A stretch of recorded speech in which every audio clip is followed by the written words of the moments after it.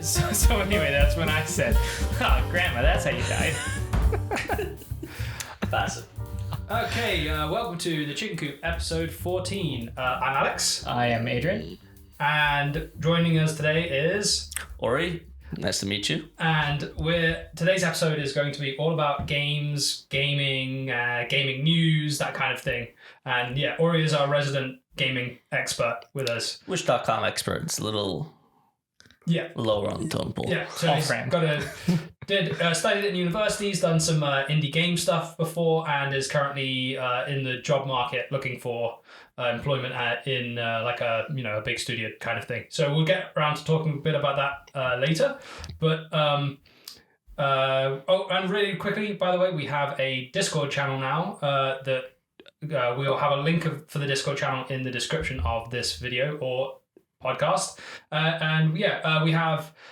It's a cool place to meet you guys, hear from our listeners, and to also we post topics that we want to talk about or ideas for episodes. So if you have ideas for, if you see an episode and you want to comment and say, hey, why don't you talk about this? We want to hear about this. Then let us know. Yeah. And let's get into it. Yeah. Okay, so I think Ori's put together a pretty interesting list of things he wants to go through in terms of games. So you want to start with Warhammer or Wizards of the Coast? So, I suppose Wizards of the Coast is a bit more on topic considering recent events. Yeah, you want to get into straight to Wizards of the Coast? Would you prefer to start with the OGL or the Pinkertons? What is the OGL? Let's start with that. So I don't know what that the is. OGL was created way back when. Oh, I suppose we should... What is Wizards of the Coast? So Wizards of the Coast is a generally board game company that owns brands like Magic the Gathering and Dungeons and Dragons. How long have they been around for? They've been around since, I believe, the 80s, maybe mid-70s. They're a subsidiary of Hasbro now, right? Yes, Yeah. they were purchased by Hasbro a good few years ago. 1990, they were founded in Seattle. Yeah. So, And they were acquired by Hasbro in 1999. Wow, I didn't realize it was that long. yeah, it's been quite a while, but only relatively recently have they become Fascists. I think I hate to bring that one up, but I think that's the appropriate term. only relatively recently they've become the largest subsidiary profit-wise of Hasbro. Huh. Yeah. What else does Hasbro do? Barbie. Oh, wow. Hasbro does Yeah. pretty much I think that's any Mattel. plastic toy you're going to pick up that's like not Lego is probably owned by Hasbro. Huh. It's like Hasbro or Mattel are the two big ones. Wow. Yeah. So stuff like Transformers is owned by Hasbro. Yeah. Battleship. Hasbro. Really? Yeah. Connect 4? Probably also. Wow. Monopoly, I assume, unless that's Parker. Someone has IP of Connect 4? Does someone own that IP? Yeah. Yeah, definitely. Wow. Somebody That's must why I have have made like it. Connect 5 and Connect 6 and a bunch of like weird ripoffs like that. Connect 24. It's actually just Connect 4, but it's 6 boards of It's it a at the cube. same time. Connect 2. Oh yeah, so let's get into D&D and the OGL. So what does OGL stand for? So the OGL is the open game license. Okay. And so essentially it was designed to allow the core rule set of Dungeons and Dragons to be open to any third party or independent developer to kind of iterate it and able to use it as like a skeleton for their own game. This And means real quick, explain what Dungeons and Dragons is. Dungeons and Dragons is a tabletop role-playing game. You have you create a character based on a set of rules. You know, it can be your human fighter, your elf, wizard, stuff like that. And you assemble generally into a party of players. And then you have an extra person called the Dungeon Master or the Game Master, who's essentially the narrator of your story. He controls everyone that is not a player, whether it's the king that you talk to or the goblin that you're fighting. He's the Dungeon Master controls them. Or the friendly innkeeper. Yep. So he's kind of like the game that you're playing in a way.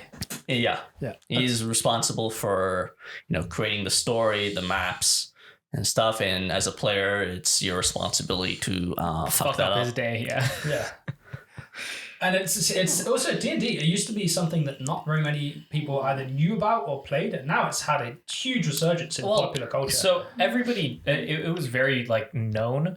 In the 70s, there was a huge hysteria, or 70s and 80s, there was a huge hysteria over whether it would kill your children. The same thing with everything that was ever popular. It was very like, they're playing the devil's game, and D&D is gonna, they're in your basement and they're playing with a dungeon master. So it was well known, but it was really reserved for people who like making up stories about elves. And it was like nerds and like Led Zeppelin fans. And nerds and dorks and geeks, the guys that you shoved into a locker back into the 70s and 80s. And then a couple of years ago, a little known TV show came out called Stranger Things. And in that, the main characters played Dungeons and Dragons, and suddenly every Tom, Dick, and Harry was like, "Oh shit, that's a cool thing that is now validated by pop culture, and now I'm allowed to find interest in." And in the podcast sphere, I think even before Stranger Things came out, there was a lot of people starting to make a lot of money off of popular podcasts like Critical Role. So Critical Role is definitely the biggest one. Dungeons and Daddies. It's also... pretty big. I've heard of Dungeons and Daddies. I've listened to Critical Role is also like especially in like a Twitch viewership and stuff like that. It huge brings in the most views, the most money, it's been number one by like a TV fair margin. I just saw that. That looks really good. It's Vox Mechanica. Yeah, it's Vox pretty Machina. good. Yeah, it's okay. You've watched it? Yeah, it's good. Like it's a that one follows the story of their first campaign, which ran for I think like 3 or 4 years. Oh, so they based the TV show off the actual campaign? Yes. So what you see in the TV show, you can actually go and you can see the actual like tabletop recordings. So do they live stream on Twitch the recordings and then they edit it together into a YouTube video as well, right? It's pretty much uncut on the YouTube vlogs as well. Yeah. But they will go for like, 5-6 hours. And all of or most of the people on Critical Role are voice actors professionally. It's like Matt Mercer and Laura Bailey. Laura Bailey. Yeah. So you have voices like McCree or Jesse McCree or what's his name now? Cassius Clay. I think they renamed him too from Overwatch. They absolutely did not rename him to Cassius Clay. That would be fucking hilarious. No, he did get names. But it's not Cassius Clay. That's Muhammad Ali. That would be fucking amazing if they did. I need to look this up right now. Just bad to I need to look this up right now because it was something similar. Yeah. While you're looking it up, I mean, there are also Cassidy maybe. Sounds like a cowboy name, but and I've done D&D. So Critical Role. Cole Cassidy. Cole. Terrible. Yeah. Anyway. And then Laura Bailey's voiced a lot of different things. Like she's been Chun-Li in Street Fighter. She's been Lust in Fullmetal Alchemist. She's been, I believe, she's been Serena in Skyrim in the Dawnguard DLC. I mean, they're incredibly popular voice actors, and they all have their own followings also, like aside from Critical Role. But anyway, so D&D has become like this kind of a cultural phenomenon now, and it's kind of in its... I guess this would be the heyday of it. It's the most popular it's ever been, I think, I'm guessing. Yes, definitely. People are making tons of money from doing like spin-off podcast, or not spin-off, just their own podcasts, TV shows. Dan Harmon did his what was that thing called? Dan Harmon cries for 40 minutes every episode. He did like a D&D celebrity thing, and there's also always been like stories of like these big celebrities holding private D&D podcasts. Is that the door? Well, it turns out when you get all the writer nerds in Hollywood, it turns out they've been writer nerds their whole life. Yeah. So they play stuff like this. Vin Diesel is a huge Vin Diesel, he did a very cringy promo for what was it, Witch Hunter? Did he? Yeah, with the Critical Role cast, even like his own custom class and stuff that was hilariously overpowered. I think it's always funny when you see celebrities that play a game and then like World of Warcraft, they'd make like a custom head for them.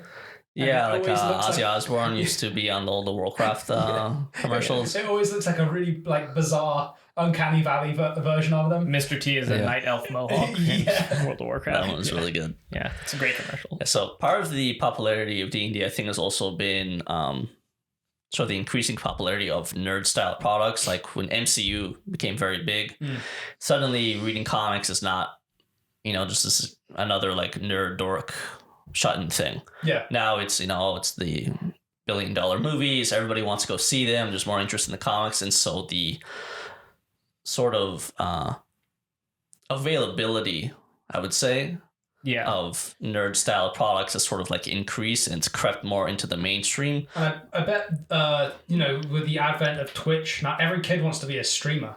Yeah. So it's now really cool to play video games. The accessibility of all these things is like, it's skyrocketing. And esports. Yeah. So with D&D, part of the reason it's been able to reach that is because of the open game license. So the other thing that made D&D so popular is its most recent edition, which is 5th edition, which is arguably the most basic accessible system Is that you can sort of get into right now. The actual mechanics behind the game? The actual mechanics is essentially you have what's called a proficiency bonus, which increases based on your character level.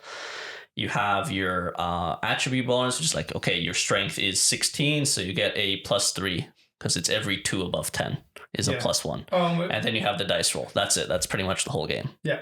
So for people that don't know, the DM will say, you've entered a dark room and there's a chest on the floor. What do you do? And then you can go around the players. And you go, okay, I want to see if there's any traps on the chest. Maybe there's like an arrow trap in the wall. It's hit by a tripwire. So I have to look around and I need to pass a certain number to be able to notice the trap. Yeah, roll the dice. And so I roll the dice and I add my 2 other values to it. And let's say I hit, the mark of 16 or higher.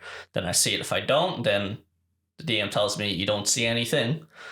And then I have to make my decision based on that information. Yeah. Sorry, I had a weird noise. What your elf eyes see. Say again? What your elf eyes see. Anyway, wrapping back to the OGL. So the open game license, as I said, it sort of essentially opened the game system to a lot of third-party developers. So this was the D20 system, which is D&D is based on a 20-sided dice, generally. It is a lot of terminology, like the way it words certain things. Like, for example, your ability to be actually struck by something is called your armor class, your AC. So it's based on, there's a base value, and then if you're wearing any armor, it adds to it. Yeah. And then you have to essentially roll against that number.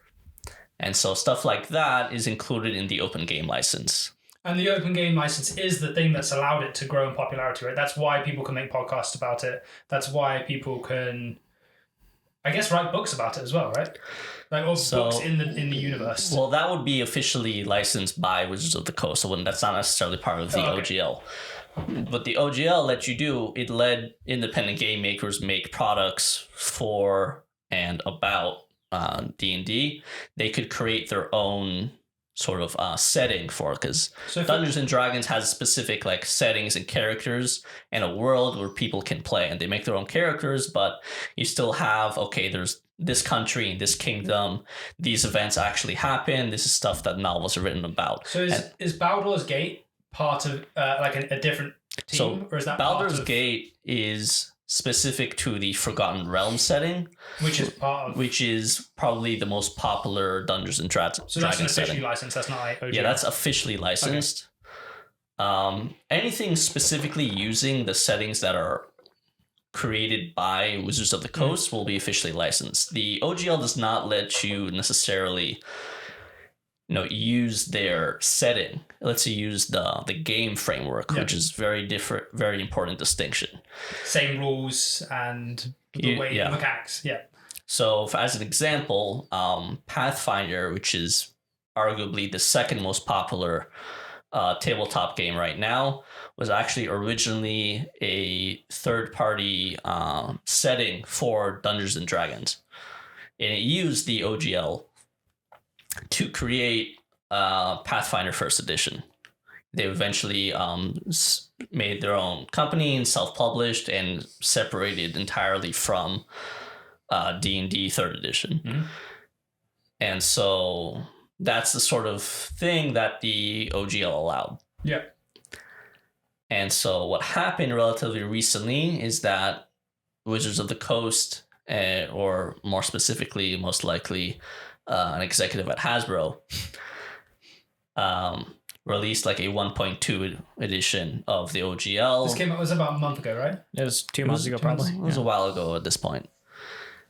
Essentially, they... I want to apologize real quick. There's some kind of... Somebody's gardening Yeah, around here. someone's got a strimmer or something out. So apologize. That background noise should go soon. But yeah. Sorry, keep going, Ori.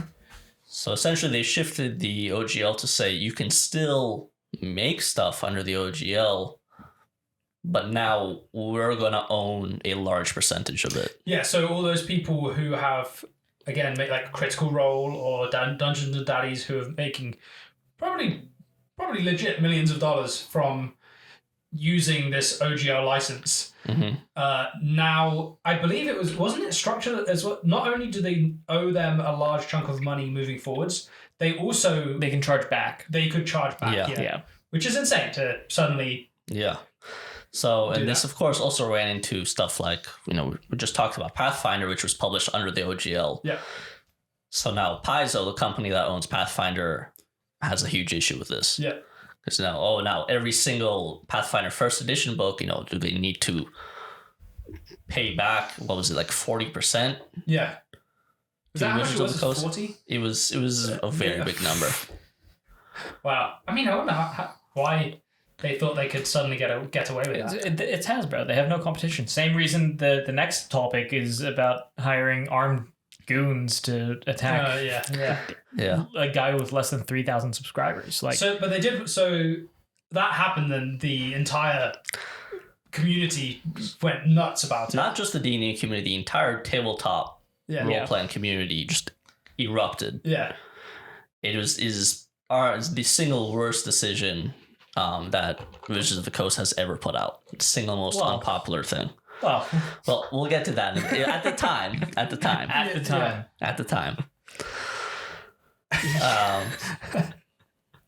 And so there was petitions against, and there was huge amounts of talks. Paizo eventually came together with a lot of other more smaller studios and created their own open game license, which is on a little different name. Mm-hmm. I believe people use that instead. Yeah, I believe it was using the structure of Pathfinder 2nd edition, which no longer used the OGL because it was its own distinct thing. Mm-hmm. I believe that's been going all right. I believe it's available right now. I'm not entirely sure. But didn't Wizards of the Coast reverse that decision? Yes, eventually. They dragged their feet for a bit, and then they said, it was a draft that we accidentally released. It was leaked. It was a social experiment. It was a prank. It was just a prank, bro. Yeah. It's kind of like Netflix going, we're not really going to change your passwords. And then, that's happening in Canada right now. Oh, yeah, they're doing it. Yeah, they're doing it in Canada. Like it's... Yeah, no, why are you paying attention to this, bro? So you play Pathfinder, right? So I play Pathfinder. At this point, it's pretty much weekly. Yeah. And you do like 6-hour sessions every weekend, right? Not every weekend, but we can generally go pretty much minimum 4 hours. So what's your character's name? Roland. What do you do? What are you? Who are you? So what's your backstory? Roll for initiative. What's your highest stat? What's probably strength. Really? Yeah. What's your favorite item? Favorite item, probably the weapon right now. What is it? It's a lance because it's playing a mounted character. Ooh. What's your horse's name? It's not a horse. It's a drake. What's your drake's name? Oh my god, you're such a nerd. Vermithor, because I have no originality. I stole that from Game of Thrones. And drakes don't have wings, right? No, they have wings. They just don't have forearms. No, wyverns don't have forearms. Drake wyvern is kind of interchangeable. Oh my god. Why? Okay, no, I'm not gonna get into Don't worry, I gave him like some transformation magic so he can like grow arms, look like a proper dragon. Okay. Does he have big biceps? They're bigger than yours. Does he have human hands? Yeah. He's got claws. Does he have like terrible like Fujoshi eyes? He just has some art I found on the internet. Or even worse, does he have a human mouth? Yeah. No, kill Human himself. teeth inside. He's got lips. Does he look cooler or less cool than the Aragon TV show, movie, Dragon? The movie I just have Dragon some sucked. static art for him, man. It's not like a whole animated thing. Well, what race do you play? Is there races? Let's find Yes, it's called Asimar, which is essentially a half celestial. Oh, okay. So You're 5 years old. Man. you got some real like lowbrow humor here, huh? Yeah. So yeah, I didn't really have very many follow-up questions. So I'm just trying to cement your expertise. My credentials. Here. Yeah. He plays an Asimar who is named Roland. It's like a shockingly accountant-like name for an adventurer. It's Roland the Paladin from the 12 Paladins of Charlemagne. Oh, jeez. Okay. Wow. It's all references all the way down. Yeah, I'm not brushed up on my Charlemagne. Okay, wait. We were talking about.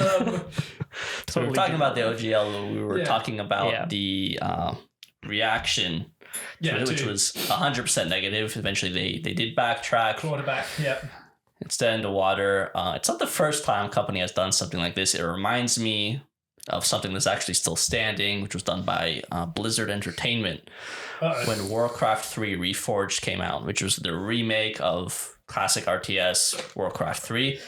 I remember this. And so they essentially put kind of similar thing, because you could create like maps and game modes, custom maps and game modes in Warcraft, and put a new thing saying anything you make in here actually belongs to us. And the reason they did this, because the original Defense of the Ancients, which people might recognize more as Dota, which is the original MOBA game, like Dota 2, League of Legends, was actually a Warcraft 3 custom game mode. Yeah. And because they didn't have this initially, they missed out on like $1 billion franchise. Yeah. So they put this in to ensure it wouldn't happen a second time. Didn't they also like prevent people from getting the previous version Yes, so without that terrible because it had an license? online connection, it essentially overwrote the original Warcraft 3 version with the Reforged edition, which was awful. Really? It was it was buggy, it was low quality. Things looked generally worse than a game that came out in like the early 2000s. Wow. Yeah. Or actually, I think it was in like late 90s actually. Here's another tangent. Then, how many big popular games have stemmed from a custom map on a different game? A lot, right? Daisy was Daisy was an armor mod, a zombie armor mod. Yeah. I think Rust was then like a Daisy mod or something like that. Yeah. Yeah. So it's How many must have came out? I bet a couple came out of Counter-Strike. PUBG was also, I think, spun off from something else. PUBG might have been an armor mod also, or Daisy or Rust mod. Yeah. There's been a few of these definitely throughout the years. Yeah. Yeah. I mean, also CS. There must be a couple of Counter-Strike spin-offs or Team Fortress spin-offs. Not really. Well, I guess just Overwatch. Overwatch is a clone, but it's not. It's not like it was Valorant. made. Yeah. Yeah. And stuff like that. You got Gary's mod, which is just Source Filmmaker as a game. You have God bless Gmod. there's a ton of active shooters like actually, party. spin-offs of CSS, CS:GO. Yeah. I mean, that's just like Source Engine. Yeah. To be honest, everything in Source just kind of has that feel. Feels the same. Yeah. I mean, Didn't they just announce a new CS? CS2. Wow. yeah. Yeah, After how many years? More than 3, definitely. Yeah. So moving on, you want to talk about Hasbro and Wizards of the Coast's other moral conundrum. So this one is relating to their other large product, which I believe is actually their biggest moneymaker, Magic the Gathering. Wow. So recently... explain what it is. So Magic the Gathering is a trading card game where you have actual physical cards, and you buy them from packs, which have a random assortment of cards, although always with a certain number of certain rarities. So there's always 1 rare card, 3 uncommon cards, and like 6 common cards in every pack. And then the rare card can also be a mythic rare instead. Yeah, and you play against one other person, right? It's a 2-player game. Or is So it it's traditionally a play 2-player game. There are certain formats which can be up to 4 people. Yeah. and you do battle basically, right? Yes. So It's kind of like Yu-Gi-Oh or Pokemon or anything. yeah. Like that. So if you have like more like a Pokemon. creature card, the card has a certain like attack value or power value, as it's called, Yep. and a toughness value, which is health. And you can use it to fight other creature cards. And if you have more power than it has toughness, then you kill that card. And you can have spell cards and enchantment cards and artifact cards and all kinds of stuff. And It's quite complicated, though. yeah, it's fairly, there's all kinds of steps and phases. There's also and different colors. So if you have Different packs. if you have a Yeah. red deck, it's very based on like heavy attacks. If you have a black deck, it's all like killing your cards and bringing them back to life. If you have a blue deck, you're the scum of the earth and everybody fucking hates you. Which one's blue? That's the one where you don't let your opponent play ever. Where your turn Yeah. takes like 20 minutes and all of it is you telling them how next turn something's going to happen. So Magic is based on the color wheel system, in which most of every card requires specific colors to be able to play. You do this via cards called land cards. Each land card is tied to a certain color. So let's say I have 2 red lands and 1 white land, and I have a card that requires 3 red mana. I cannot play that card because I don't have the required amount The of appropriate colors. amount. If I have Real quick, I just totally forgot how fucking annoying it is to film in the day. Yeah. Just with all the different noises going around. Sorry, keep going. Keep going. And if I have a card that requires blue mana and only have red or white lands, I can't play it either. Yeah. But if I have a card that requires 3 generic, I can play it because that's any color. And so each color has its own sort of philosophy attached to it. Red is very aggressive, so it's based around playing a lot of cheap cards. Cheap cards that do a lot of damage directly to your opponent and do it very quickly. It has the downside of being able to run out of steam very quickly. And so you can kind of blow your load early. And if your opponent is able to defend against it, then you're in a really bad position. Yeah. Green, for example, is a lot of like big animals that you can cast for cheaper. It's based around the sort of like idea of growth. You play cards that let you get more land quicker to play bigger things faster. Yeah. Was Magic the Gathering the first of its kind of that kind of thing? Did it come before Pokemon and before? I believe it's the granddaddy of trading card games. So it was before Yu-Gi-Oh, before Pokemon, before stuff like... So it's also the kind of the inspiration for the digital card games as well, then. Definitely, yeah. Hearthstone, for example, which is probably still the biggest digital card game right now, draws a lot of inspiration from Magic the Gathering. Which is kind of what pushed Magic the Gathering to start producing more online cards. Its own and very own awful online games. thing that nobody who actually plays Magic likes. It's okay. That's the thing. It's okay. Yeah, but wouldn't you rather just play in person? Yeah. Yeah. So Magic had a very fun thing happen recently. Still Wizards of the Coast. So they release decks once every 1.5 months. Like they used to be like twice a year, and now they release new cards all the time. It used to be around every quarter they released a what's called a set. Yeah. Which is a set of cards generally themed around a certain world. And every year they kind of like change the world. Yeah. They've greatly increased the rate of products lately. We'll circle back around to this a little later in terms of product fatigue. But not too long ago, they released the most recent set, which was March of the Machine. And then there is a follow-up limited run set called March of the Machine Aftermath. What happened was a YouTuber purchased a set of March of the Machine. His whole channel is opening cards and going over them. Yeah.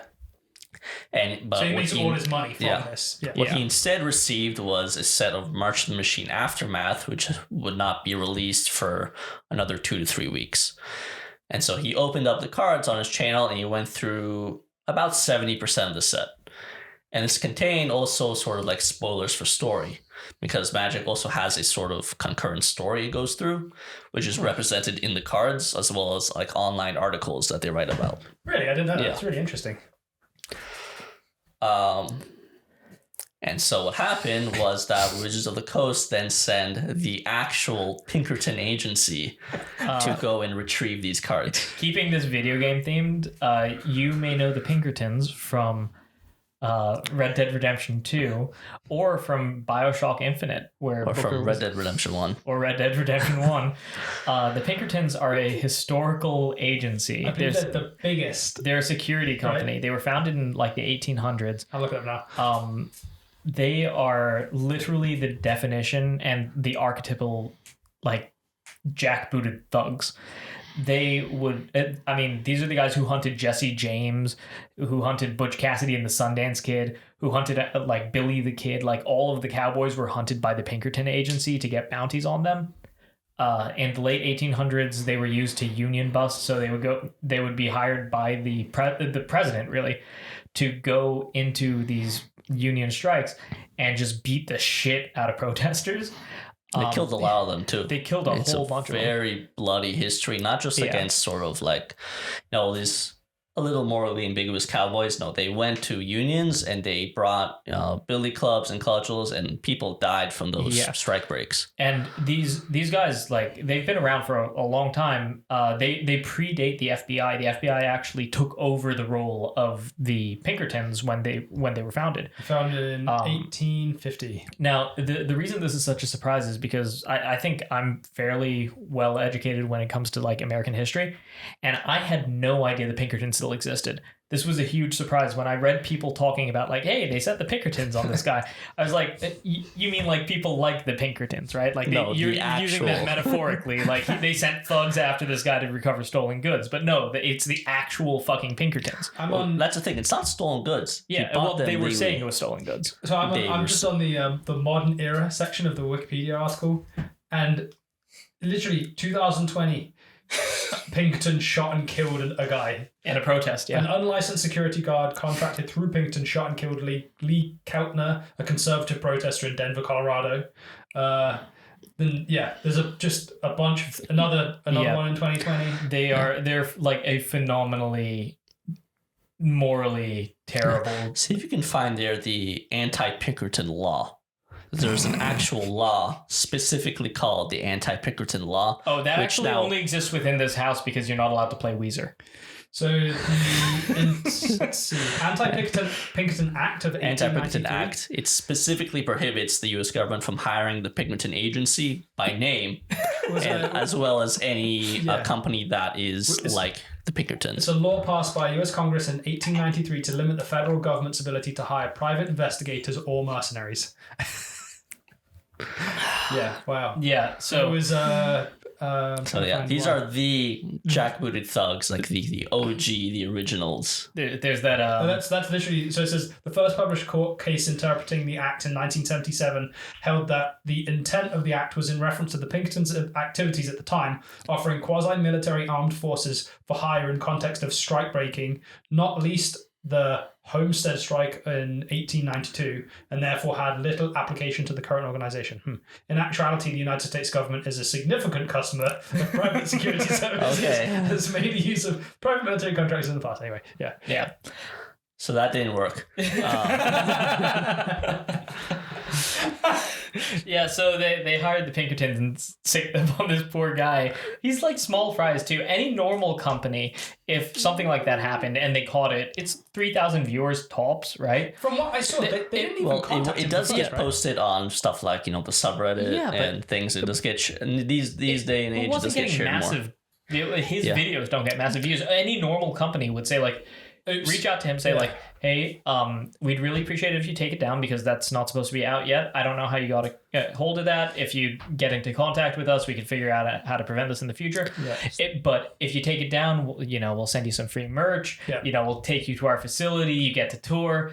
Any normal company would do that, and it's not like Hasbro's out of money. Or they just be like, all right. I mean, there have been plenty of other companies. It's literally free advertising. Yeah, there's plenty of other companies where they've accidentally released something too early and they go, well, it's out now, and then just released it as well. Yeah, I mean, take this as like the opposite of what is happening with Bungie and Destiny right now, where the leaker was somebody invited to a community summit and with like other streamers and stuff, and they gave him a PowerPoint presentation of the next couple seasons. I thought you were going to say War Thunder. No. But yeah. And he took photos of it. He took photos and he put it online and he leaked it. Yeah. And that's something that's you can pursue because you took them, he signed an NDA, it's like a confidential thing.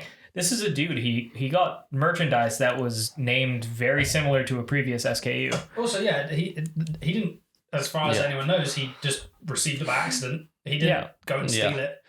And from the story I read, they banged on the door and the wife answered and they tried to force their way in the house. So they did the sort of thing where like they shove the foot in the door so you can't close it completely. Yeah.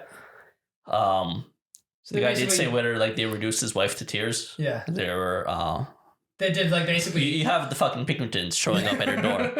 They don't exactly hire small guys. Yeah. There's that Simpsons scenes where the scene from The Simpsons where Homer hears a knock on the door and he goes like, I wonder who that is, and the voice from the outside says goons, and he says goons, and they say armed goons, and he's like armed goons, and he opens the door and they pull a gun on him. So I'm not sure they were armed, but at the same time you have some like 6'3" guy. Yeah. Who looks like he can bench press you and your wife. Yeah, it's still intimidation, even if you don't directly threaten somebody. Wearing probably a bulletproof vest and a fake detective badge. Well, they also went and harassed his neighbors. Oh, really? They went and they knocked on his before knocking on his door. They went around to his neighbors. They claimed they came like the week before and nobody was home, so they started knocking on his neighbors' doors and asking about him. So Wizards of the Coast also claims that they tried to call this guy earlier, but they apparently used an unlisted phone number. So, in this day and age, who's picks up? Leave a message. A phone number you don't recognize, we were not expecting a call. Leave a message. And they did not. Yeah, of course. And he's got a YouTube channel. There's ways of contacting someone through their YouTube channel. They've got email addresses. They've got there's ways of taking down those videos, putting copyright strikes. Well, apparently something came out like last week. This wasn't even the first time this happened. Like they've used the Pinkertons multiple times. This is probably the most high-profile case, but they've apparently used it. It's a nerdy card game. It's so funny. I believe the other most high-profile thing is the foil sheet, the legendary foil sheet. So when the cards are printed, they're printed in sheets and then they're cut out. And there's also versions of cards called foil, which they're kind of like holographic. They have this like kind of shine to it. Yeah, shiny. Yeah. And so reportedly somebody stole an entire sheet of the cards. Yeah. The sheet has not been produced, but supposedly the Pinkertons were hired to also investigate who stole it and where it is. But it's just such a... I get loss prevention. I understand like getting rid of leaks and trying to taper down, especially when you're a media-driven product where you have a narrative and you're trying to prevent things from getting out. As weak as the narrative is. As weak as your narrative is, but it prevents sales. How out of touch do you have to be though as a company to not think that this is going to get out and look really bad? Yeah, I mean, Who's the current CEO of Hasbro right now? Can you look it up? Yeah, look it up. Yeah. Can you tell me how old he is? Old enough to have been there when the Pinkertons busted up all those unions. Fucking. Guess what his name is? I want to say Bartholomew. Chris Cox. He really cocked it up. Yeah. Let's see. Jesus Christ. He looks young. What a guy. Youngish, like middle age. Well, I just can't. I just can't get 48. over like. He's not even 50. Oh, he's just dumb then. Yeah. He's a former Microsoft Corp executive who joined Hasbro in 2016. Oh, that's how he knows the Pinkertons. To head up the division best known for Magic the Gathering. Jeez. Yeah, they're it's not doing too hot over it at Hasbro. No, it's they've been taking some L's recently. Yeah. In other news, the Barbie movie just leaked and Mattel has sent over... It leaked? Yeah, the Barbie movie's leaked and Mattel has hired Al-Qaeda to come investigate. So did it actually? No, of course not. No. That'd be... I feel fucking wild, though. I can't get over this. It's just so surreal. I mean, And the sad part about it is that it worked. They bullied the guy into giving the cars back with no compensation. He bought it. Like he paid money for they them. gave him he bought a box. What he ordered was a box of March of the Machine, and they gave him a box of March of the Machine. Yeah. But there was no compensation for we made your wife burst into tears from stress and fear of actual Pinkertons coming to your door and intimidating you. I'm sure there's some kind of negative connotations to life of having them bang on every door in the neighborhood as well. Yeah. There is, you could probably run a case there as a civil suit for emotional damage. I'm sure you could.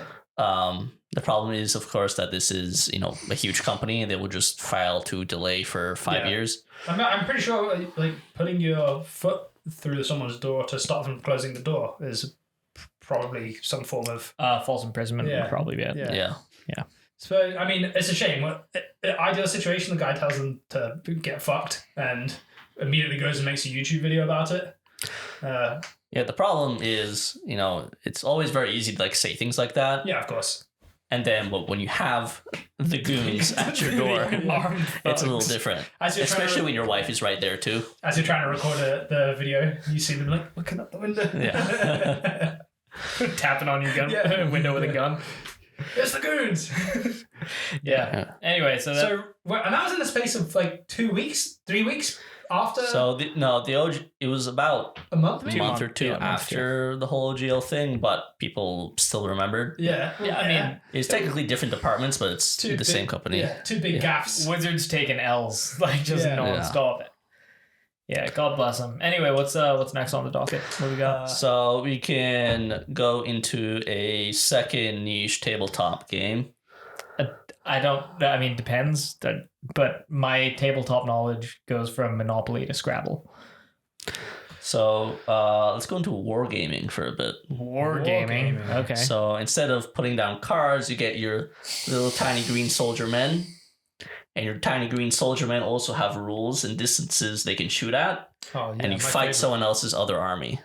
Oh, I know what you're talking about. And so let's get into Henry Cavill's favorite.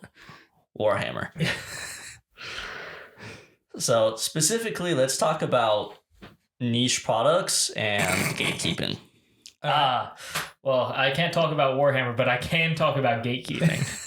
So Warhammer has gotten much bigger in the last 10 years or so than it used to be. It was always a bit of a dominant force in the sort of wargaming scene, but now it's become more multimedia and even larger in terms of audience. You do have now public figures like Henry Cavill talking in, talk shows that millions of people watch how much he loves Warhammer. Which is funny because Warhammer to me has always been one of nerd, if you could call it that, nerd culture's best kept secrets kind of. Yeah. Because I'm into films and comic books and video games and cartoons and Barbie and all that stuff. Bionicle.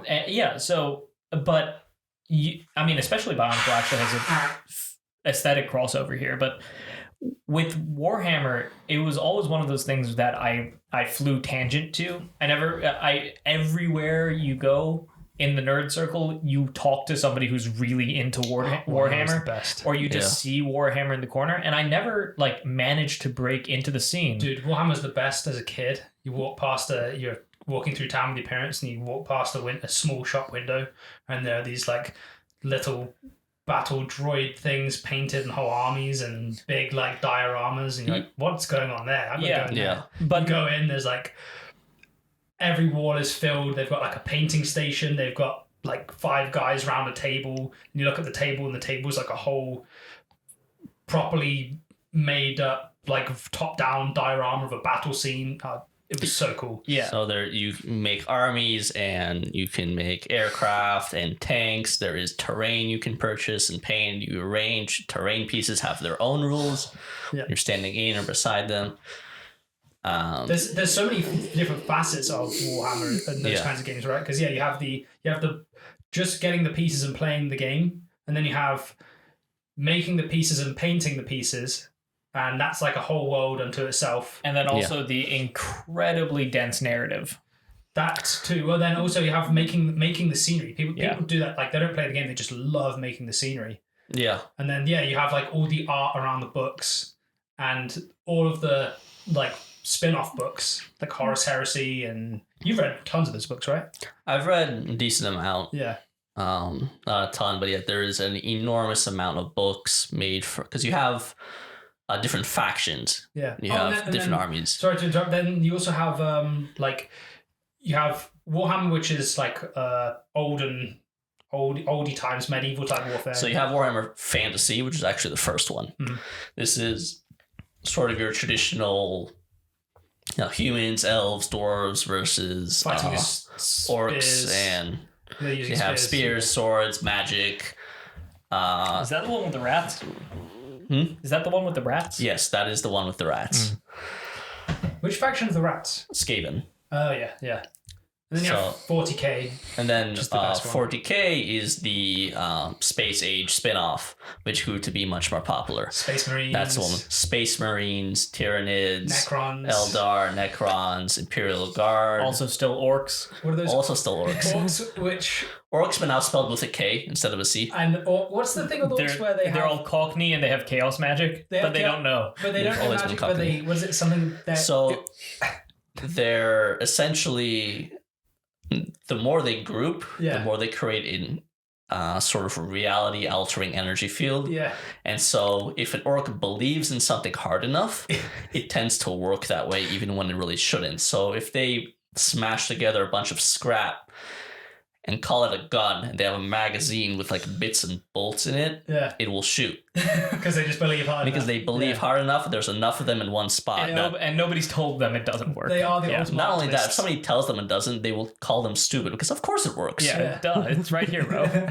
And don't they have the whole thing where if you paint it red, it goes faster? Yes, that is an actual thing they believe in. Yeah. Red goes faster, yellow does more damage, purple is more sneaky, because have you ever seen a purple orc?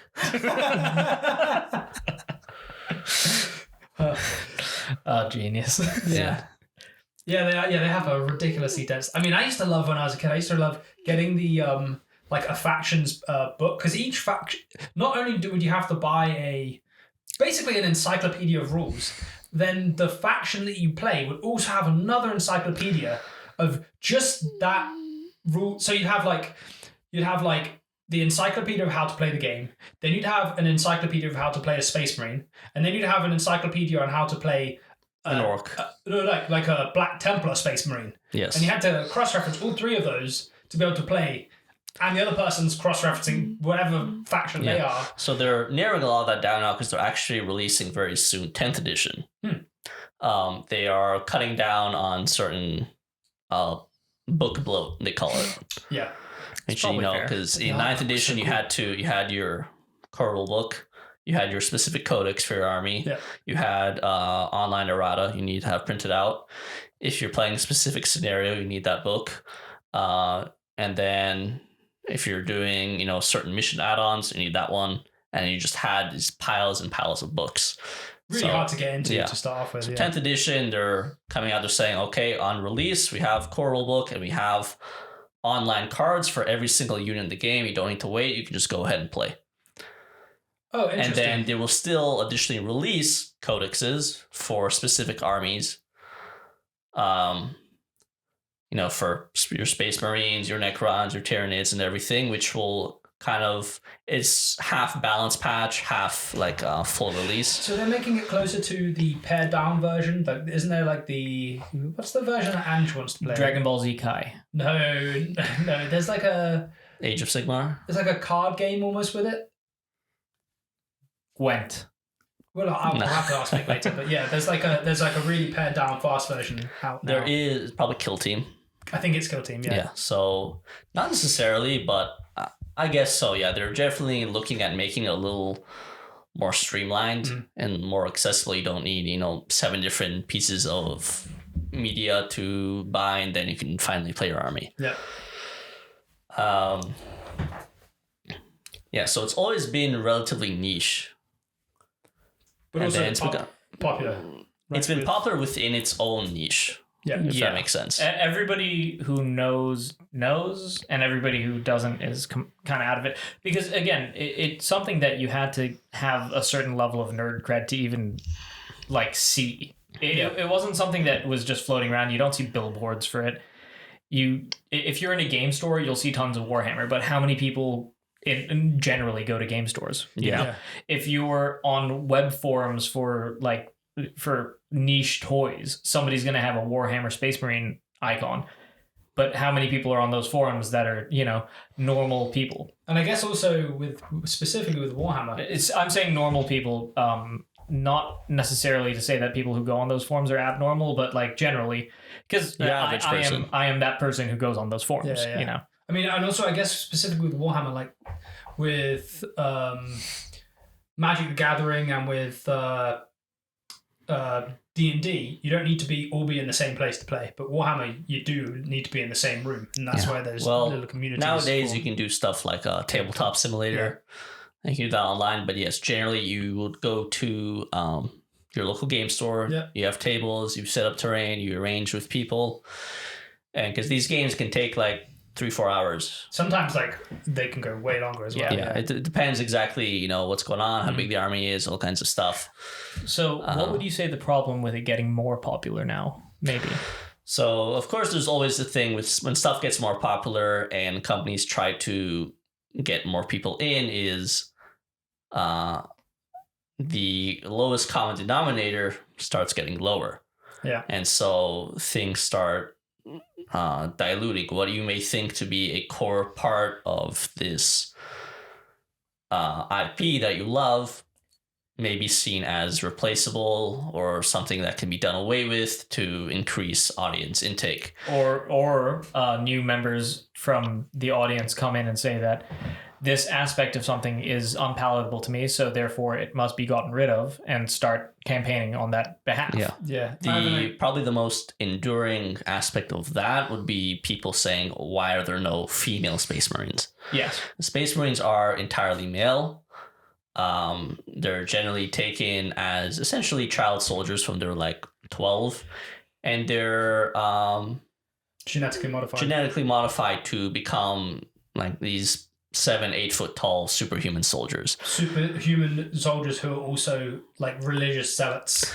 There's a very big undertone of religion to Warhammer, because you have the Imperium of Man, which is headed by the God Emperor of Mankind. This is Warhammer 40k. Warhammer 40k. I mean, fantasy also has its religions that's a little more, I'd say, typical in your fantasy series. It has a whole pantheon of gods and all that. But Warhammer 40k specifically is like very hardcore, burn the heretic, the mutant, and the Xenos, the alien.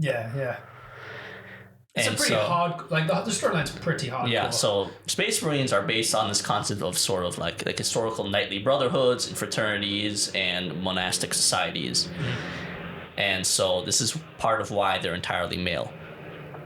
But there are female factions, and there are female factions, like specifically like power armor female factions. You have the Sisters of Battle, the Sororitas, which are even more religiously zealots. And then you have the Sisters of Silence, which are a similar but different faction. They're all female factions in power armor with the same kind of equipment the Space Marines have. But they are specifically not Space Marines. And that's a sticking point for a lot of people, because Space Marines are the face of the game. But the thing with Warhammer always has been, you can build whatever you want into your army can be pretty much whatever. I mean, you can call your art. You can take your Space Marines, paint them pink, and call them, Princess Unicorn Marines, and say they're all female. And you can't do anything to stop you from doing that. But as far as official lore goes, it does not exist. And also, again, with stuff like that, you paint them pink, you call them Princess Unicorn Marines. It's still a game where you have to play against somebody else. It's not a single player game. So you'll have to find somebody who's willing to waste 4 to 30 hours of their time fighting a battle against the Princess Unicorn Marines. I don't think many people really care. They just want to play, but it depends. There's definitely a lot of people who are very particular. People take things seriously. Like, it's fine. You're allowed to. And that's a good thing. What sucks is when people who don't take things seriously come in, tell you that your area of interest is not to their liking, and therefore you have to change it. I also believe they play historical. There's like historical battles you can play in Warhammer, right? You can play. Yeah, there are books to sort of essentially replay battles that are canon to the lore. Yeah. There's also been times where Games Workshop, the company that owns Warhammer, which essentially held events to decide how the lore goes. Really? Yes. So that's really cool. This has happened that's a couple really cool. times I can remember. I can only really remember for Warhammer Fantasy. I believe it was the Storm of Chaos event, which is like a huge chaos invasion, which is one of the factions, the evil faction, cutting down. It's also extremely controversial because Games Workshop had the idea that Chaos would win, but the actual event results were they got demolished. Really? And so they actually changed the narrative to suit what they wanted. It's the old Shadow the Hedgehog poll. Yeah. You know, Sonic, Sega had to stop putting out online polls to ask who the most popular Sonic character was because Sonic would always come dead last. Really? Yeah. Yeah, it's like asking any of those online internet polls and 4chan hears of it. Oh my god. Justin Bieber's going to go perform in North Korea now. New Mountain Dew flavor Fapple. Yeah. And so they have done this before. Whether they've honored the results is a little more iffy. So we were talking about... So we're talking about gatekeeping. Yeah. What is gatekeeping? So gatekeeping is when you want... Essentially if you want to enter this hobby, you must be, this tall. You must be this devoted. You must be this interested. You call that gatekeeping? It's a joke. Like it's a joke. So gatekeeping is the activity of controlling and usually limiting general access to something. Yes. So this is a very sort of stereotypical thing would be like, oh, no girls allowed. Yeah. This is probably the earliest form of gatekeeping people probably run into. Yeah. As it's so common with small kids. Mm-hmm. But it's also people come in, so I like most of it, but there's these parts that I think should change. But those specific parts they want changed are what draw in a lot of other people. Yeah. Or what what made it big in the first place. Well, So, I think it's obviously you want people to come in and enjoy your hobby. You want have more people to enjoy the hobby with. You want more people to be interested. You want the hobby to grow. But there's the aspect of it diluting the fan base down, and then that mutates the game that you, or whatever it is that you like, into something you don't like anymore. Yeah, because the more people you bring in, you have more different people who have not entirely the same interests as you. And so as the game tries to accommodate more different people, it will dilute itself. Yeah.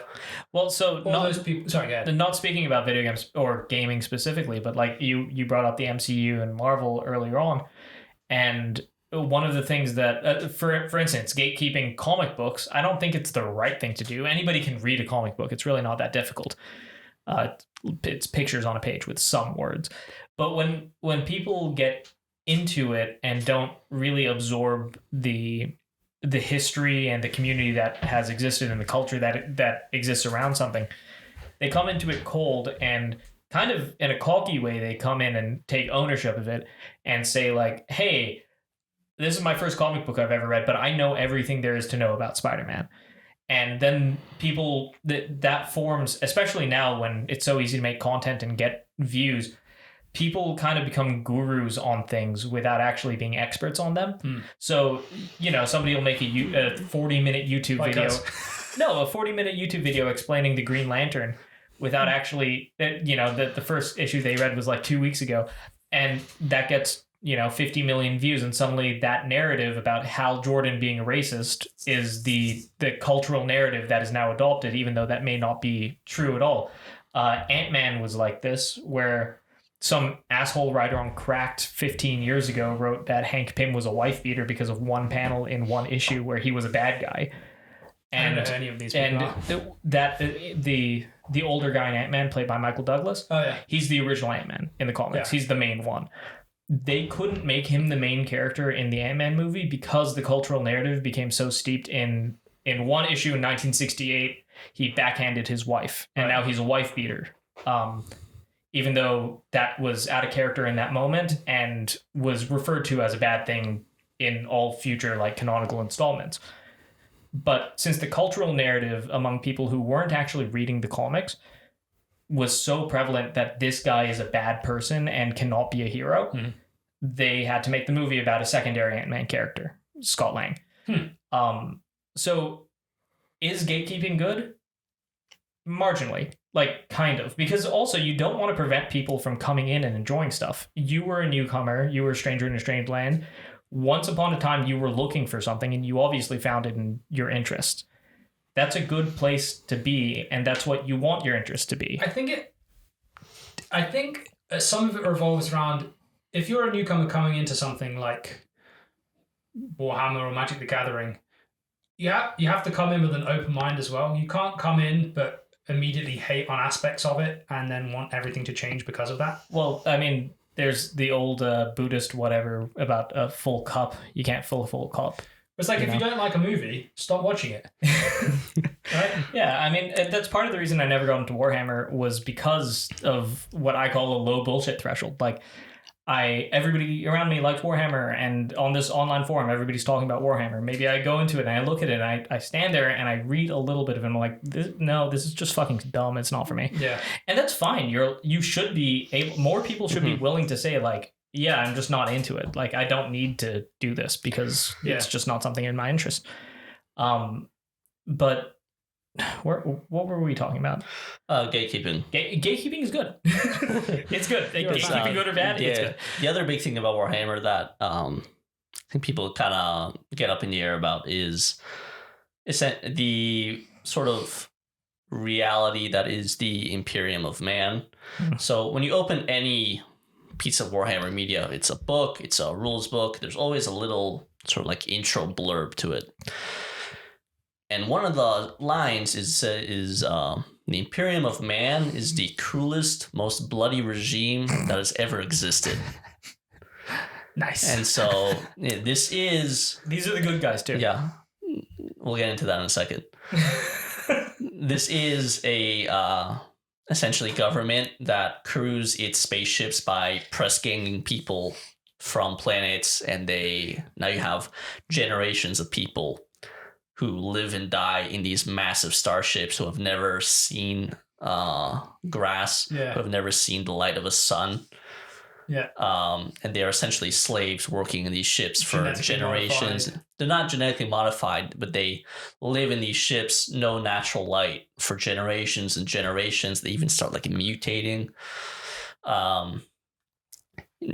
You have every planet is essentially totalitarian government. You have the planetary governor, and he has his goons, and then he reports to the sector governor, who then reports to the homeworld of Earth, and its high lords. And then ostensibly there is the God Emperor above them all, but he's essentially a non-entity because he's stuck on the golden throne, and he can't do much.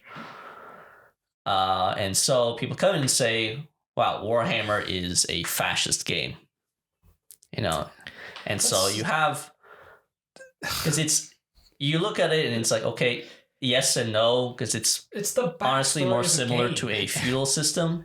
But why does that matter? It's a backstory because Taxi Driver calls that guy to shoot Ronald Reagan, and Marilyn Manson calls Columbine. It's the same exact argument. That's so silly.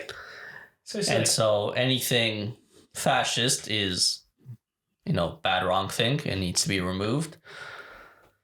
Is that really a narrative that's going on with Warhammer at the moment? I had no idea. It's been for years. For years.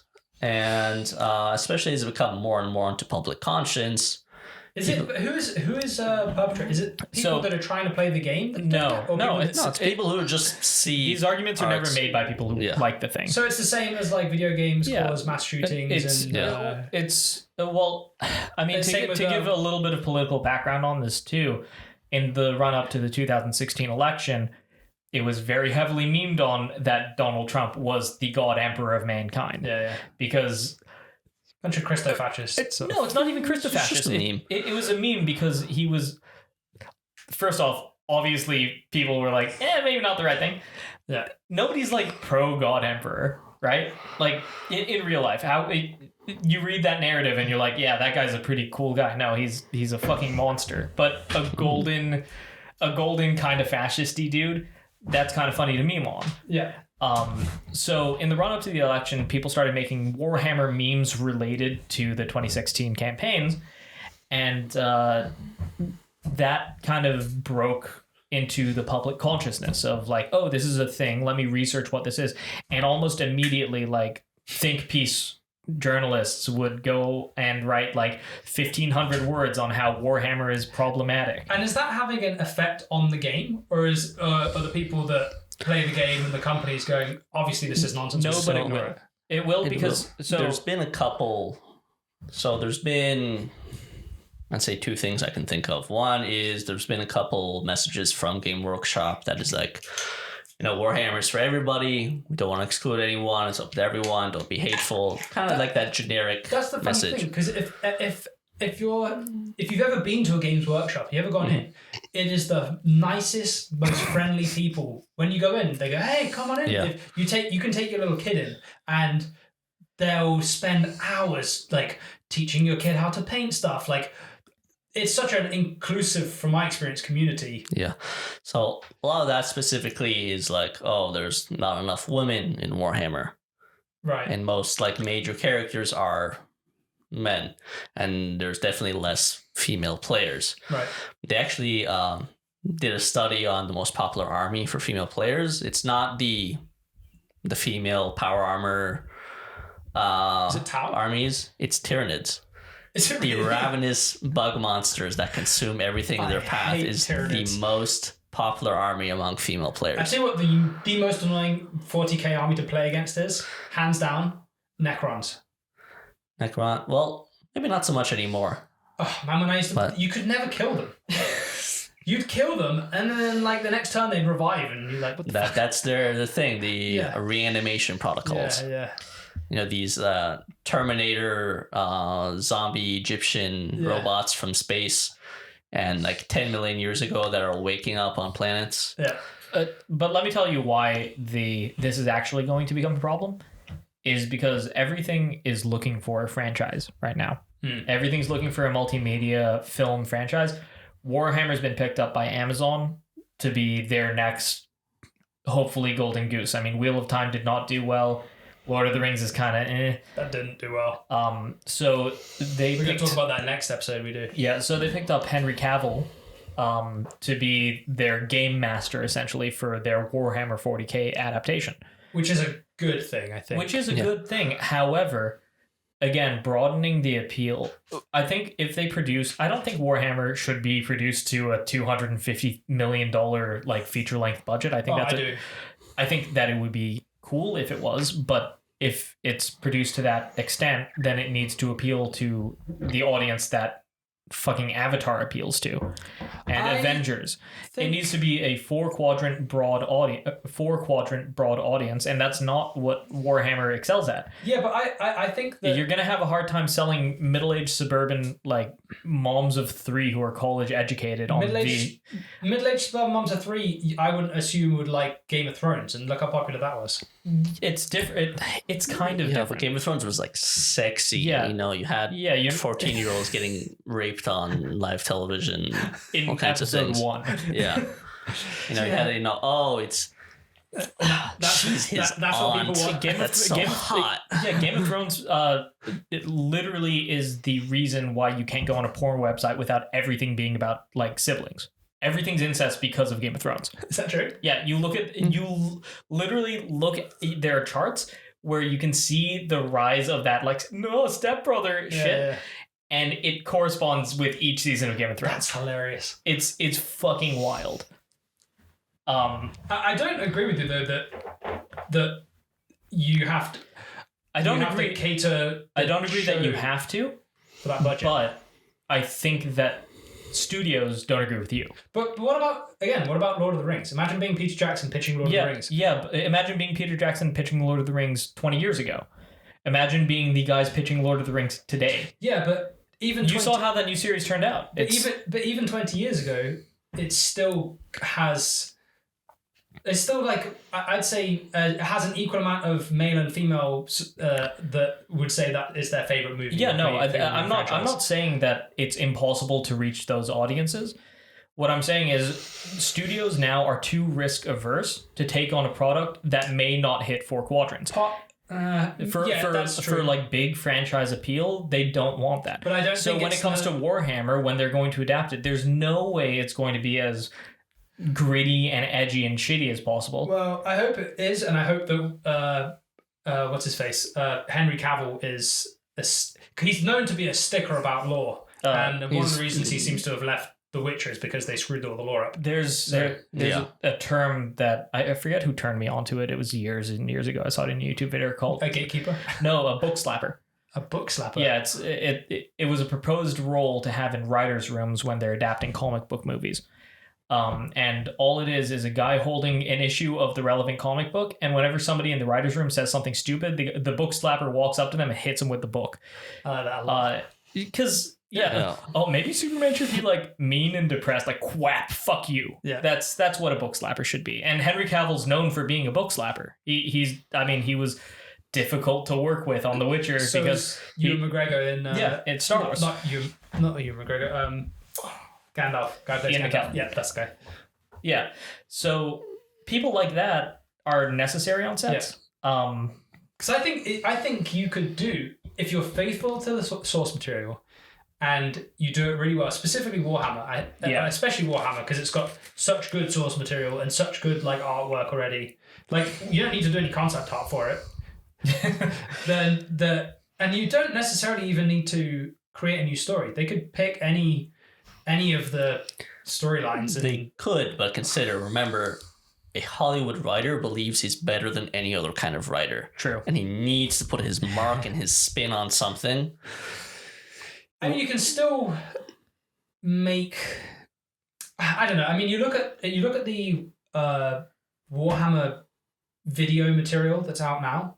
The best of it is probably Astartes, which is a short YouTube series made by one guy. No dialogue. And some of the game cinematics. Yeah. Some of the games, so right? Games Workshop does have Warhammer Plus right now, which has a few animated series on it, like Hammer and Bolter, Blood Angels. And those have been fairly good, but they haven't been to the animation quality of Astartes. Which is wild. Yeah. But that also took that guy several years. Even when working by himself, he was also, an industry professional. It still took him for maybe 15, 20 minutes total runtime. Yeah. Like 4 or 5 years. Yeah. So it's not something that can be put out on a regular basis. Well, I think a huge part of what made Astartes good is how good he chose his shots. Yeah, storyboard is really good. Yeah. It was fantastic. Like the details of that, he's a good director. It's fantastic. He's a top Pixar movie level director, I'd say. Or more inspired shots than the last 3 Pixar movies. Oh, easily, yeah. So I think I don't know. I'm actually really hopeful for that Henry Cavill thing because I think Games Workshop hopefully is strong enough to stick to their own IP. So Games Workshop is notoriously controlling about their IP. Good. Notoriously. That's good. This is actually, did you know that Warcraft and Starcraft were originally Warhammer projects? I bet they were because they look exactly the same. Yeah, this is why the orcs in World of Warcraft are green and have that sort of hunched shoulder look with the big under tusks. Yeah. Because that's what orcs in Warhammer Fantasy look like. And that's why Space Marines in StarCraft. The deal between Games Workshop and Blizzard fell through because Games Workshop was, too into it. They want to control too much, and Blizzard want to go in one direction. And that's also why in StarCraft you have the Marines with the huge shoulders and the bolt guns. And later on, Games Workshop got back at them by essentially stealing the Zerg designs for Tyranids. Oh, yeah. Yeah. I never thought about that. That's funny. Man, OG Tyranids looked a lot different. A little closer to Alien. And now they're very Zergy right now. That's why the the game animatic of a StarCraft Marine being suited up. It's like exactly the same type of thing as it's the same like sort of bolted onto exoskeleton. them, You right? have the ports in the body that the armor gets bolted into. It's the same idea. Yeah, that's interesting. I didn't know that at all. Huh. Is there anything else you guys want to say on gatekeeping apart from it can be good in some circumstances? It's good in most circumstances. I think that a certain amount of gatekeeping is necessary for everything. I think it's moderation. It's a difference between you can enjoy this and more. I mean, again, using the language that I understand is lurk more. Online communities now suffer from a lack of continuous culture because people just come in and just assume stuff and use that. Back in the day, board culture was a lot of like, you got to lurk here for like at least X amount of hours before you can even post, just so that you understand how people talk and you understand the verbiage here. And a lot of those online forums always start off with the fans of a product. Yeah. Like if you go on a lot of big podcast Reddits now, it's when they first appear, it's all the fans talking about how much they love it. And give it a year, and the only people there are people that fucking hate it. They still hate watching every episode. Yeah, and I mean, even like good subreddits specifically have gone down because of people who just they see something popular and they jump into the conversation without understanding why the conversation is what it is. And, very quickly they demographically replace the original users, and then suddenly the subreddit's not on topic anymore. All the original people have left, and, you walk back into it after a year and it's completely different. Reddit moment. Can you think of any IPs, like gaming IPs or anything, where it was one thing and then it had an influx of new players that wanted the game to change? It changed the game. That then meant the old players that used to love it hated it and left, and then the new players decided they didn't like it, and the IP just died. Halo. Yeah. Really? Yeah, that's what happened to Halo? That's what I mean, they got taken over by a new studio that decided they wanted new players and not the old arena shooter players, but like the Call of Duty players. Changed the game mechanics to feed that. Got a certain amount of new users. And now their leadership of Halo has been around for longer than Bungie's leadership of Halo, which was the guys who founded it. And, you have the fans from 20 years ago being like, I just want a good Halo game again. And you have the fans from 10 years ago being like, this is the only thing that I've ever known as Halo. Yeah. And neither of them can really wrest control because they've essentially created two completely different game identities. Which is a massive issue. And now the 343 is going under, and they've lost all their management, and it's a mess there. But essentially now all of the fan base has just exploded and left because there's nothing left for either of them. Any other examples? I have one, but I forgot now. I would say DC and Marvel comics, like the actual trade comics that you're buying in stores. They are, compared to like 20, 30 years ago, almost completely unrecognizable in sort of like the story and the hardly characters even there. narrative. But are they? It's still very much going stronger, right? They're selling less than ever. Really? Yeah, the top selling comic of 2022, I think the top selling trade, of the top 10, only one of them was American publishing. The other 9 were manga. And the one that was manga must be. And the one that was American publishing was a Batman Fortnite crossover. Really? Yeah. So it's not comic book sales are not doing well, and they keep trying to appeal to a broad audience. And they're not understanding that a lot of the people who are buying comic books from the mainstream audience, maybe some of them like it, maybe some of them are interested, but a lot of them are just people trying to get the one over on others and be one step ahead of what the movies are doing. So when the movie comes out, they can talk. Oh, I'm an expert. I know Kamala Khan because I read all the Kamala Khan comics 2 years ago when they came out. That kind of thing. So I guess what we're saying is, I mean, it's not okay to gatekeep if you're like, you can't play this. Yeah. But it's more like... understand what's going on before you get in. Yeah. You can't come in and then immediately start dictating. You got to take swimming lessons before you swim. Yeah. That's it. There's that you can't demand something to conform just purely to your taste. Yeah, it's like they'll go Because make a this new thing, thing. this thing has existed before you and has a following before you, and to demand it conforms to you. Not only that, but to like threaten the company. Yeah. It's a if shame. it Yeah, doesn't it's a shame conform.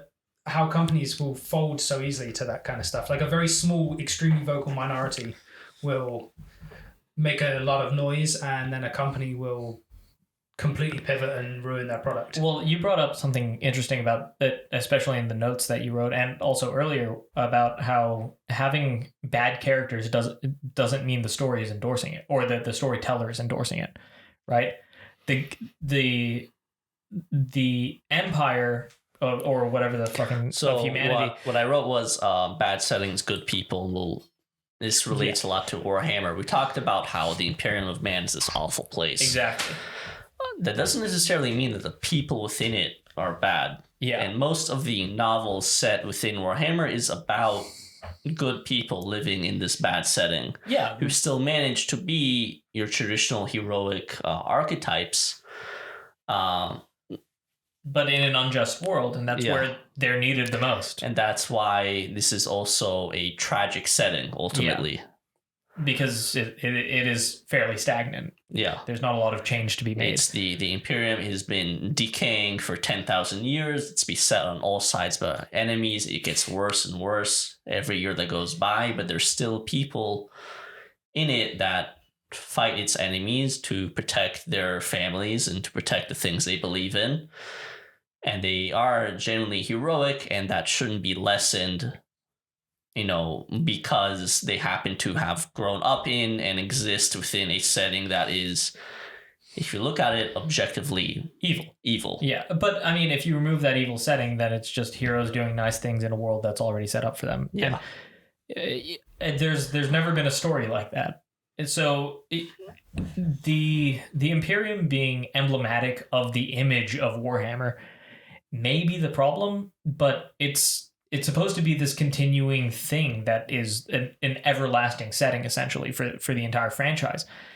If you remove that from it, if you put an endpoint and you focus it on an original character who's, call him Duke Mywalker, and he's the guy who beats the Imperium, and then the Imperium's over. Congratulations, you have no setting, and now you need to make 7 or 8 different enemy factions that the narrative falls apart. Yeah. And you can't create something. It's a tabletop game, for Christ's sake. You need that. Yeah. It's a continuing thing. It's like starting to play Monopoly for the first time and calling it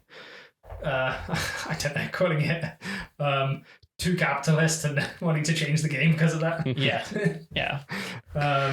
All right, let's move on to another topic. I think we've done that one.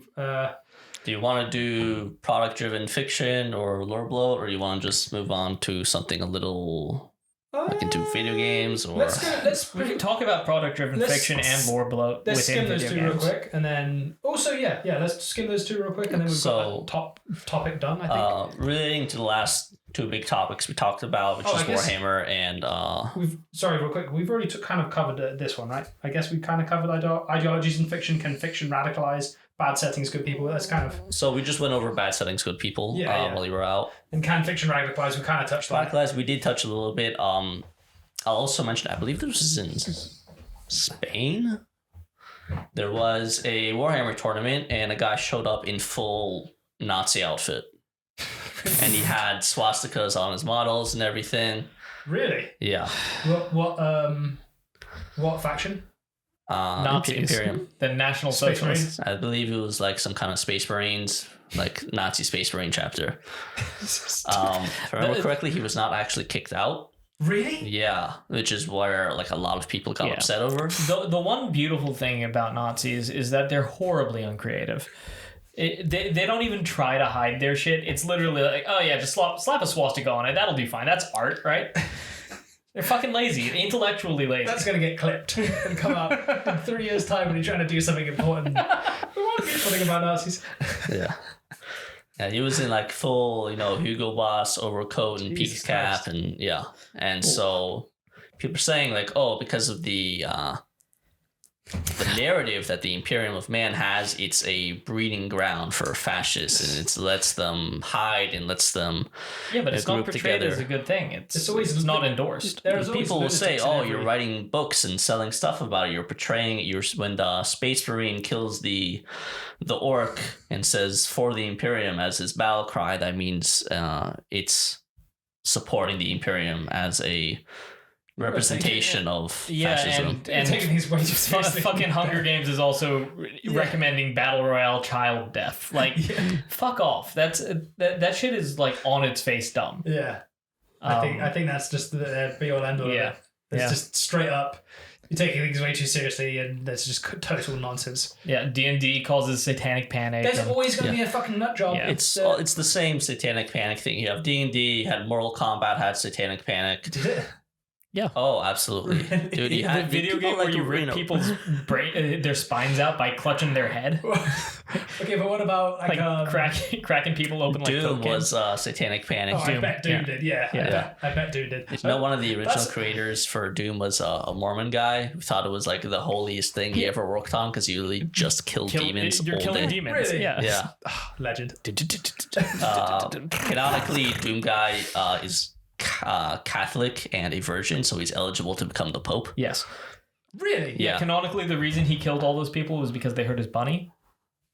Her name's Yeah, Daisy. Pet Bunny. Is that Yeah. real? That's real. Pulling my leg? There's a that's few true. Easter eggs in Doom Eternal. And her name's Daisy, Doom- right? It's Daisy, yeah. Jesus. Wow. Yeah. It's actually The ending theme to the original Doom when you step through the portal and it gives you the epilogue is called Sweet Little Dead Bunny or something like that.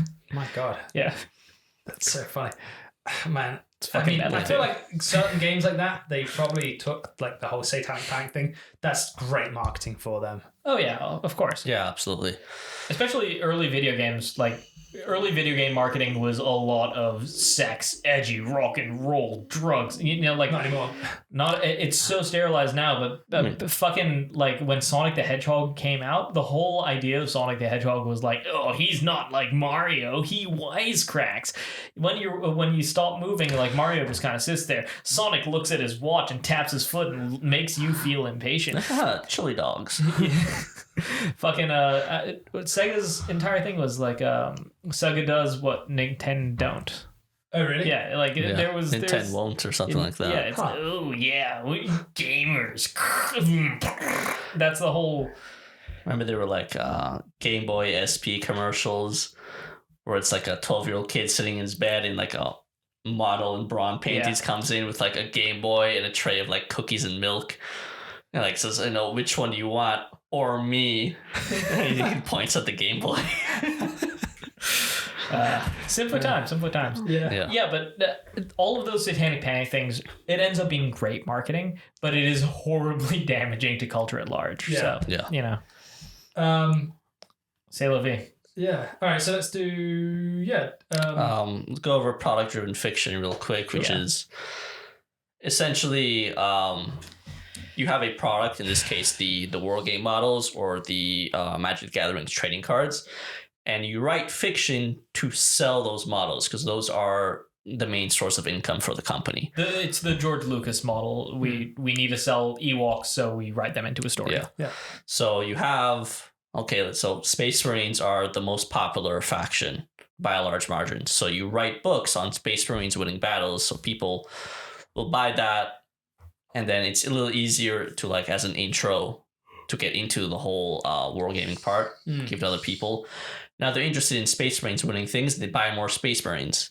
And this sort of enters in a loop where other factions can suffer. Okay, so the Space Elves aren't very popular. So you don't write books about them, so people don't get interested in them. So sales suffer, so you don't write books about them, And so people don't eventually get they interested in them. discontinued. And eventually they just kind of exist. Yeah. What's the least popular faction of Warhammer? The least popular 40K, faction. that's one I know more. I mean, technically, it's probably something like Tau or something? It's the Jews in space. Knights, if only because Knights are horribly expensive. Which are What's the Knights? the Imperial Knights are these big war machines. They're not Gundams. They don't look like Gundams, but essentially the same idea. They have a pilot, They have, a huge gun They're max. and a huge. Oh, they're yeah, max. these things. Yeah, they're really expensive. But these things can go for like $100. $300, $400 per That's just a model. small How one. big are they physically? I mean, yeah, but They're you've like- seen inches. They man. can be like oh, that those, big. those are huge. You ever seen, like, they're fairly big. I mean, a Space Marine Dreadnought is like this big, maybe, what's that, like maybe, So Space Marine Dreadnought maybe the Maybe- size of your hand, yeah, a little smaller. and then a Knight will be like 2 and 3 times that size. Yeah, and that's, Fucking huge. And then you can't run just one for your Yeah. army. You need like 4 yeah, or but 5. that's not really a faction, is it? That's like That is a people type- who run armies of just the Knights. Oh my god. it is pretty wild how expensive Yeah, these it's little just plastic you're models putting are. $2,000 on the table basically Yeah, in terms of the actual model and then all the paint you have to run through because it's with a lot of parts, brushes, all the, brushes and time spent, yep. and so It's not a cheap hobby. it is referred to as plastic crack. Yeah, Yeah. Yeah. That is the official nickname. it's true. And it is really addictive once you start yeah. doing it. Yeah, so you end up with a whole bunch of bloated lore about things that have already kind of been tread on, right? Yeah, so you have like Space Marine fiction is often referred to as bolter porn, which is just Space Marines firing their big guns at the alien. They go "Hoorah for the Emperor," and then the book ends. Speaking of which, a new game just came out. Warhammer, Space Marine Bolter, I think it's called, right? Bolt Gun, which is a sort of OG Doom style Space Marine game. It's sort of that like pixel art Yeah, and fast paced arena shooter. it looks really good. It does look very fun. Is it getting good reviews? I believe so. It's that sort of thing that should have been made a while ago. Combining Dune and Warhammer Yeah. seems to be like, a classic idea. But Games Workshop has again always been very like tight with their IP.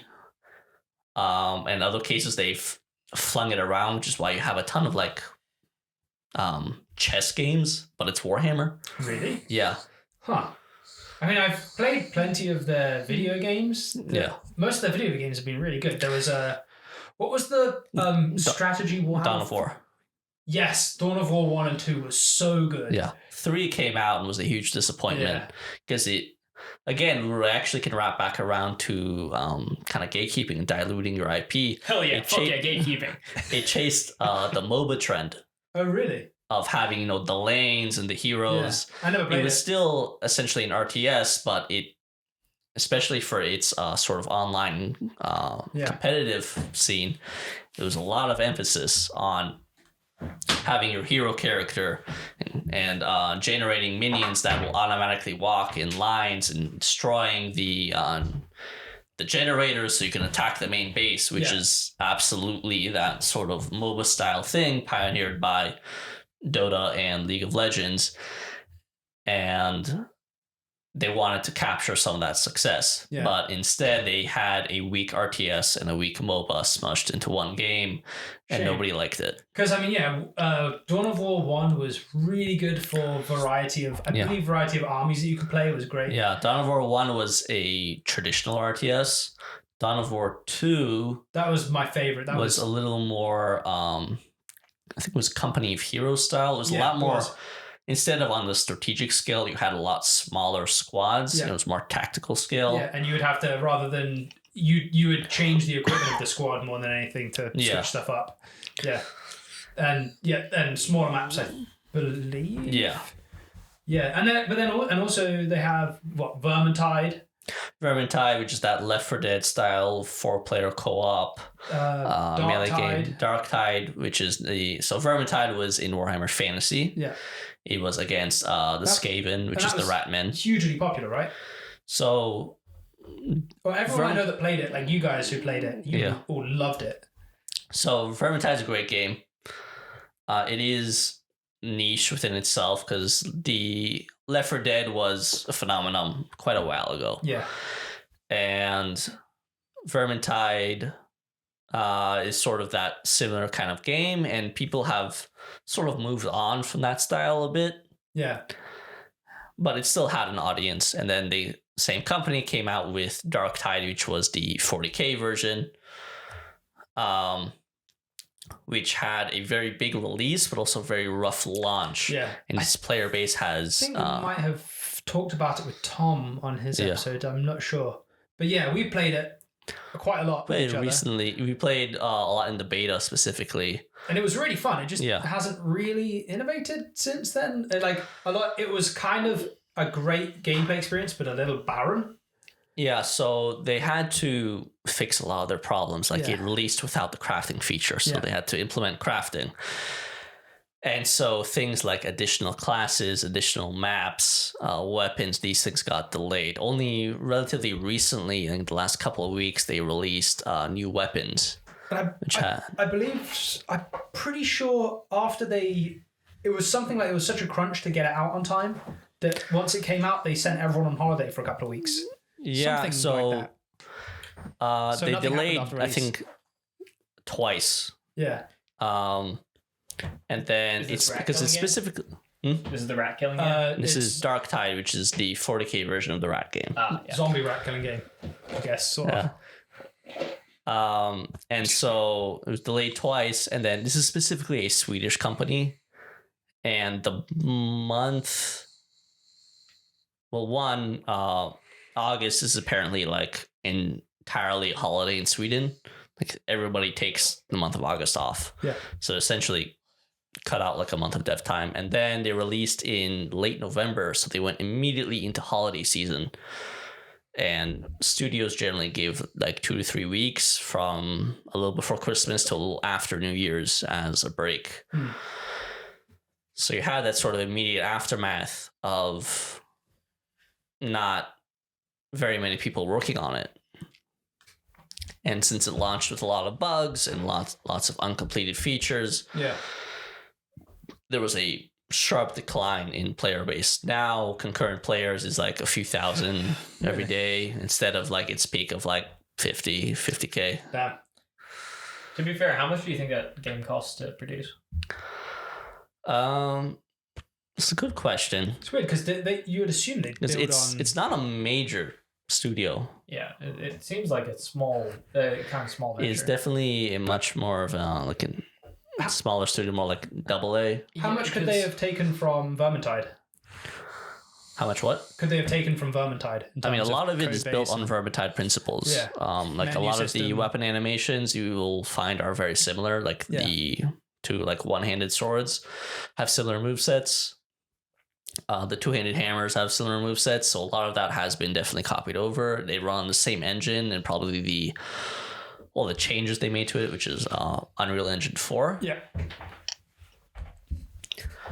And the reason I bring that up is because, like, since we talked about it earlier, Halo Infinite has about, I think, 5,000 to 7,000 concurrent players now, and that cost easily $500 million to make. So, just in terms of like, it was definitely less than $500 million. Yeah, in terms of like broad scale failures, I don't think it even charts. Yeah, I mean, it's still a failure is still a failure, even if it's not quite. You don't have the broad command of appeal that something like Halo does, which is a flagship title of a major console. But Darktide still had a dedicated fan base coming from both Vermintide and from the greater 40k audience, because 40k does not have a history of good games other than the Dawn of War series and the Space Marine game, and these came out at this point 10-15 years ago. And so there was a lot of excitement over the first good 40k game in a long while, and it was not able to fully deliver on those promises. So increasingly popular in video games right now is what's called the live service model, where you release a game, and instead of being a traditional one and done, like for example, the original Doom, it released, that was it. A live service game will introduce additional content to the game throughout its life cycle, throughout the year, and this support can last for multiple years. So you have, for example, Destiny and Destiny 2 works on what's called the seasonal model. Destiny will release a major expansion once a year, and will have a seasonal storyline that will run for 3 months, which will cost an additional $10. Once that 3 months 15 now, they just upped it. Good for next year. Next year, they've recently increased the price for these. So would World of Warcraft and EVE Online, all those more pegs, also kind of class as this? They are live service, but they are subscription based. Yeah. In that you pay set amount every month in order to access the game. The seasonal model is different in that you don't have to buy the season. It's free to play. Or at least once you buy the expansion, you can play it for as long as you want, right? So If you buy the deluxe edition of things, then you'll get all the seasons for the year. But of course, that costs more money. It's quite expensive. Yeah. Yeah. And so you have the seasonal model, and so every 3 months, the game wants you to spend $10 more to access the new content, and you can't engage. Path of Exile does this as well. No. Okay. We'll get into that a bit later. Path of Exile has a different model. Okay. Something like Destiny 2, and I believe stuff like Call of Duty and its multiplayer has this sort of seasonal model where they may want to try and make you pay $10 every 3 months PUBG. to engage with the game on a consistent basis. And then as you buy the seasonal package for $10, you get your season pass, which was pioneered by Fortnite and its battle pass. God bless. Where you have Ruining games. you have a set of tiers from 1 to 100, and as you level up through the pass, you gain in-game items. There's generally a free track, which you don't have to purchase, and there's the paid track, which has the most amount of items in it. The free track is generally a little anemic. There's very little in it. Maybe every 5 levels you might get something small. And the paid track, every level you'll get something. So this is to incentivize you to, 1, buy the pass, 2, engage with the game on a regular basis so you can level up the pass and get the items from the pass. This is something Fortnite pioneered. It's gone into stuff like Call of Duty. It's gone into Destiny 2. It's gone into For Honor. It's gone into all kinds of games as this sort of additional way to monetize your game. So why did you want to talk about this? Because it sucks. Yeah. So for some of these games, for example, Call of Duty, you pay $60 for the game, and they want you to pay another $10, every 3 months. And it's these sort of costs that are increasing ways to try and monetize things in games, especially when some of these things used to be free. Because a lot of the stuff that's locked behind seasonal pass, people will say, oh, it's not a big deal. It's only cosmetics. Used to be cosmetics were earnable in-game through stuff like challenges. Like the original Halos. Yeah. Original Halo, if you completed, Legendary, you got all the skulls, you would get cosmetics that you could use in-game. Now you play Halo Infinite, you need to buy the season pass to get your cosmetics. Yeah. There are cosmetics that you can get in the campaign, but they literally all look the same. Like, it's just armor colors. Yeah. It's not even... Because it used to be, even with TF2, it used to be you'd have to get a certain number of in-game achievements. And what's TF2? Team Fortress 2. Best shooter, first-person shooter ever made. Hands down. Yeah. Come at me, bro. On TF2. We'll have a good time. Yeah. So all those old games until a very smart man with a very smart cause made a very smart business decision. Well, what came in first? Loot crates or season or live service? Loot boxes. Loot boxes came first. And now a lot of them do both. No. Loot boxes have been gotten rid of because several governments around the world have ruled them to be gambling. They've gotten rid of them? Yeah. So, most games don't have them for anymore. Example, Overwatch. The first one had a loot box system. And they've since replaced it with the season pass system because it was ruled usually in European countries. I think Spain was a big one for it. There are big. I remember there were some big lawsuits because there were Twitch and YouTube streamers who were buying crates off of websites third-party websites that you could buy and sell these things, and it turns out that they owned the websites. Yeah. There was some big controversy. I think CSGO was a big one for that. Are they still? Is that still Loot Crate? I believe so. Yeah.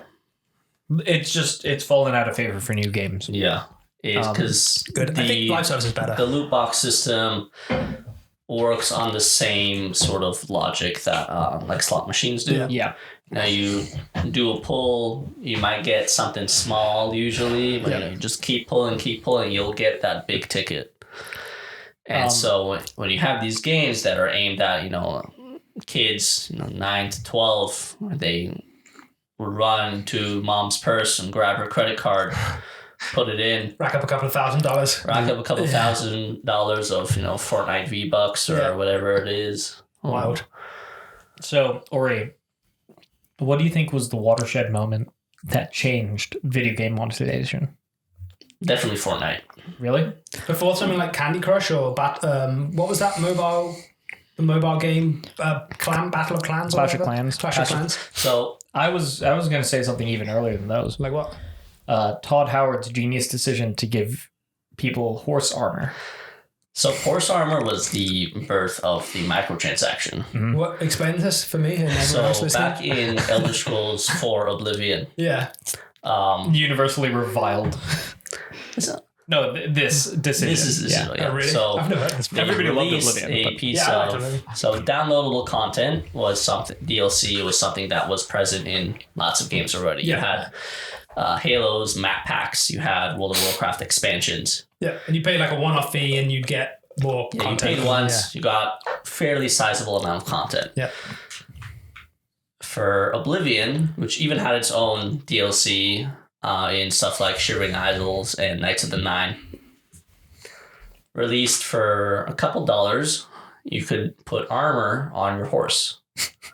It was entirely cosmetic and it actually increased the health or defense of the horse. Paid a couple bucks. Your plain looking horse could have elven armor. And it came in through the game on like Xbox and On like the Xbox Live store. was this Xbox One? No, 360. 360. So this is regarded by some to be like the original microtransaction. Yeah. And It kind of laid it laid the foundation for everything gaming monetization So, is suffering through right now. in Destiny 2, you can go in and you now have to spend $10 on a pack of 1,000 silver so you can buy an item for 800 silver. Yep. Which is a cosmetic for one of your items, and now you have 200 silver left over that you cannot use to buy anything because nothing's that cheap. So now you're incentivized to buy another pack of silver to buy another item, and you still have stuff left over. Yep. And sort of loops in on itself with this idea of, oh, I still have something. I paid for it. Yeah. I should use it. But since I can't use it, should buy another thing to use it. But now I still have stuff left over that I want to use. Well, it seems like That was the beginning of the shift from paid DLC being actual content in a game to being, kind of literal consumerist, just wheel of content stuff. either that or you're paying for things that should have been in the original game. Like it seems like now, as it's going on, it went from buying a full game to now you're paying for a game that's in early access, it's not finished, and the finished game is barely what you expected it to be, and to get a reasonable amount more content, you're gonna have to like a map you buy individual maps now for like ridiculous amounts of money for one map, when that you used to get 10, 20 extra maps for like $10. Now you might get one map for $10. So the Halo 2 map pack, I think that was like 5 or 6 maps, right? Yeah. But that also, it wasn't even a download. You got an extra disc. You How went much to the was it? store. Probably like $15-20. Mm-hmm. But But it's also a one-time thing. it was a one-time thing. Halo ODST came out with, it was a $40 expansion. Essentially, yeah. Yeah, it was its own game, but it also came with a disc that gave you 3 more maps, I think. So it gave you a disc of just Halo 3 multiplayer with all the map packs. Yeah, but there was a new map pack specifically with that. And we can tie this a little back into the previous episode and a game we talked a little bit about there, Dark Tide, which does have earnable cosmetics through challenges. but there's been some controversy with it because some of these are like very kind of generic looking. Everything in that game looks generic, unfortunately. Those cosmetics look generic Yeah. looking, but the paid shop has very unique looking cosmetics. Does it? Maybe I haven't looked at it. Yeah. And it was also because when the game launched, the paid shop was working fine and the crafting station was not. Let me have a look at it now.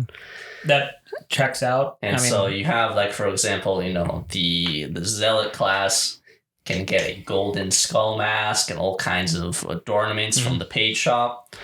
And when you look at what you can get from the in-game challenges, it's like this leather face mask thing that Terrible covers with half the his face. operative It looks like it's been deliberately made to look awful.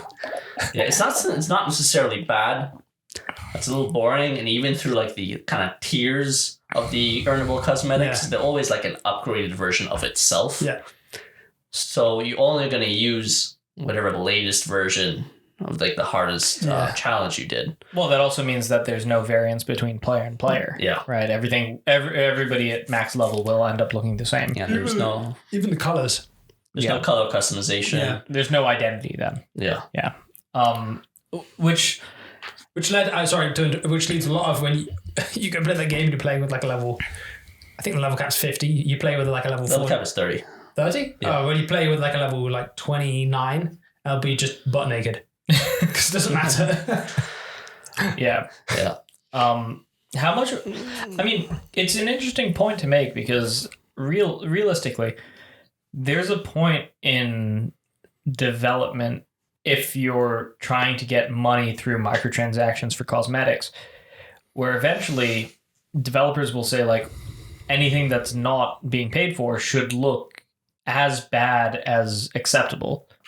And then we can put the actual bare minimum effortful designs into the store. I'm sure Because at a certain point it stops being premium and starts being the bare minimum. At what point are you incentivized to make your free stuff look bad, to make your paid stuff look good, to encourage people to buy the paid stuff? It's really shitty. Because while yes, cosmetics don't have any effect on gameplay, people like to look cool. Well, it's player investment. It's not gameplay. It's two different things that need to stop being kind of considered one is more important than the other. A big thing for me, games that I love, and this doesn't have, again, no sway on gameplay really, is when you upgrade a weapon.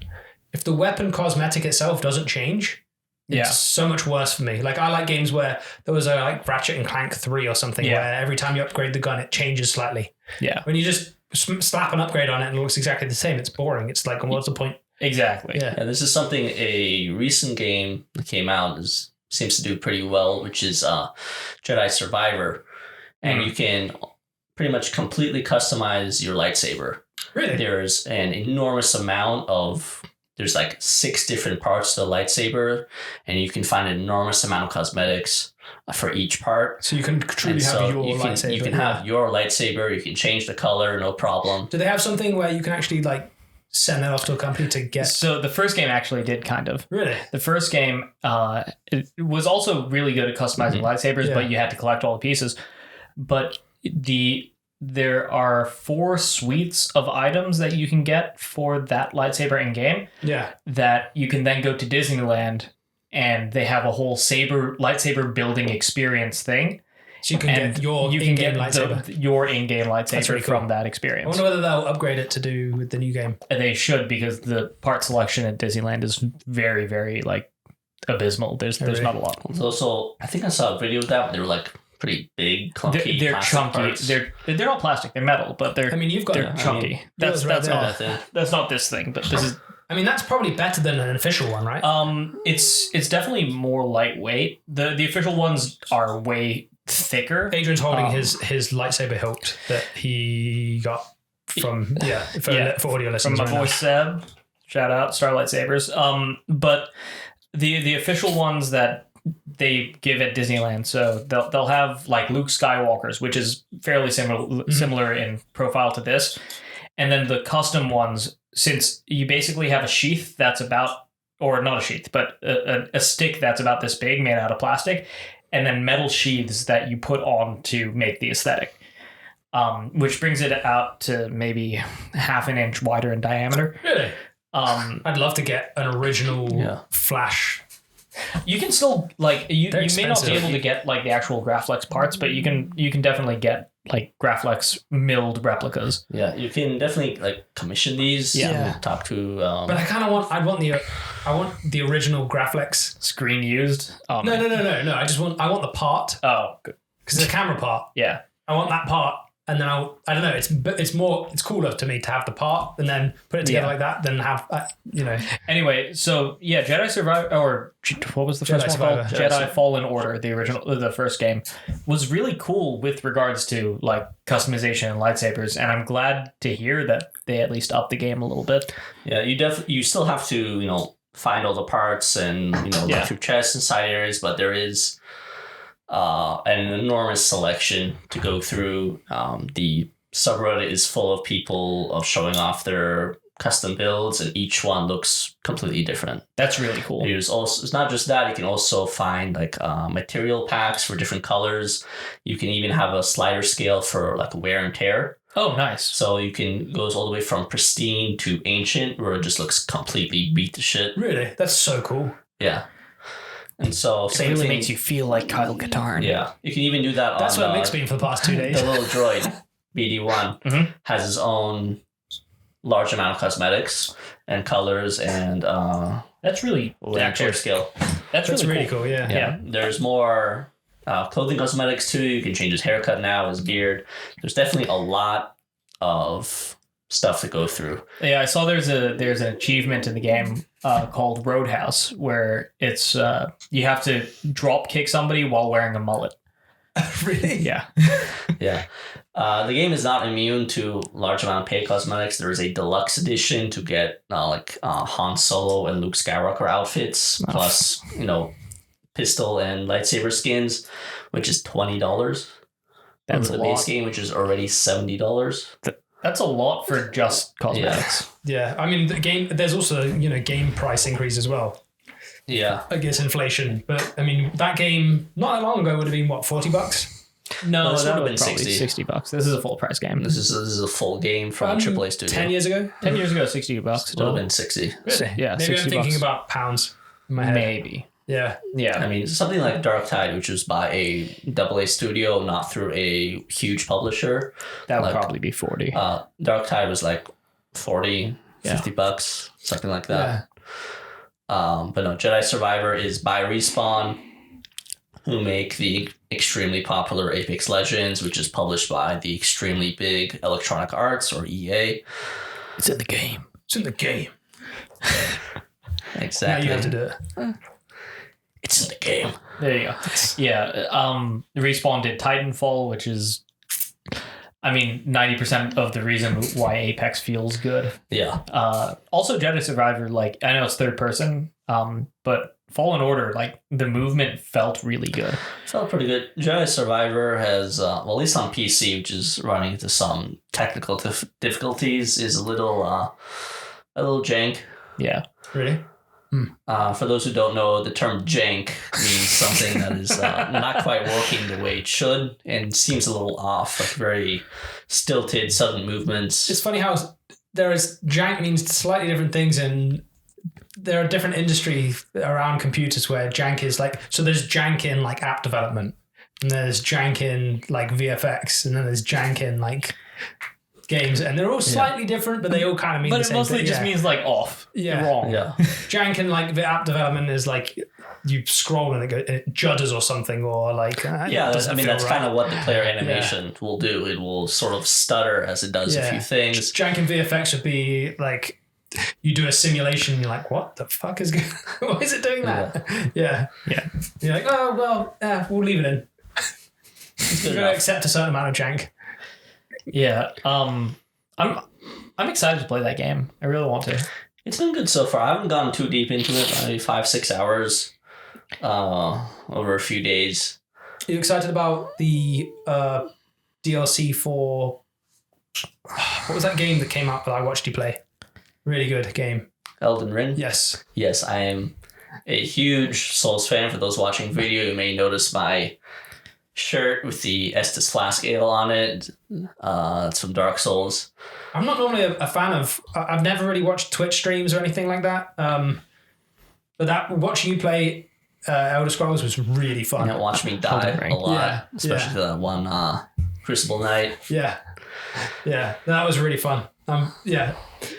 When does the DLC come out for it? So we don't know. They announced it on its 1-year anniversary, and then everybody lost their shit. Yeah. And then that was it. It was like a still image.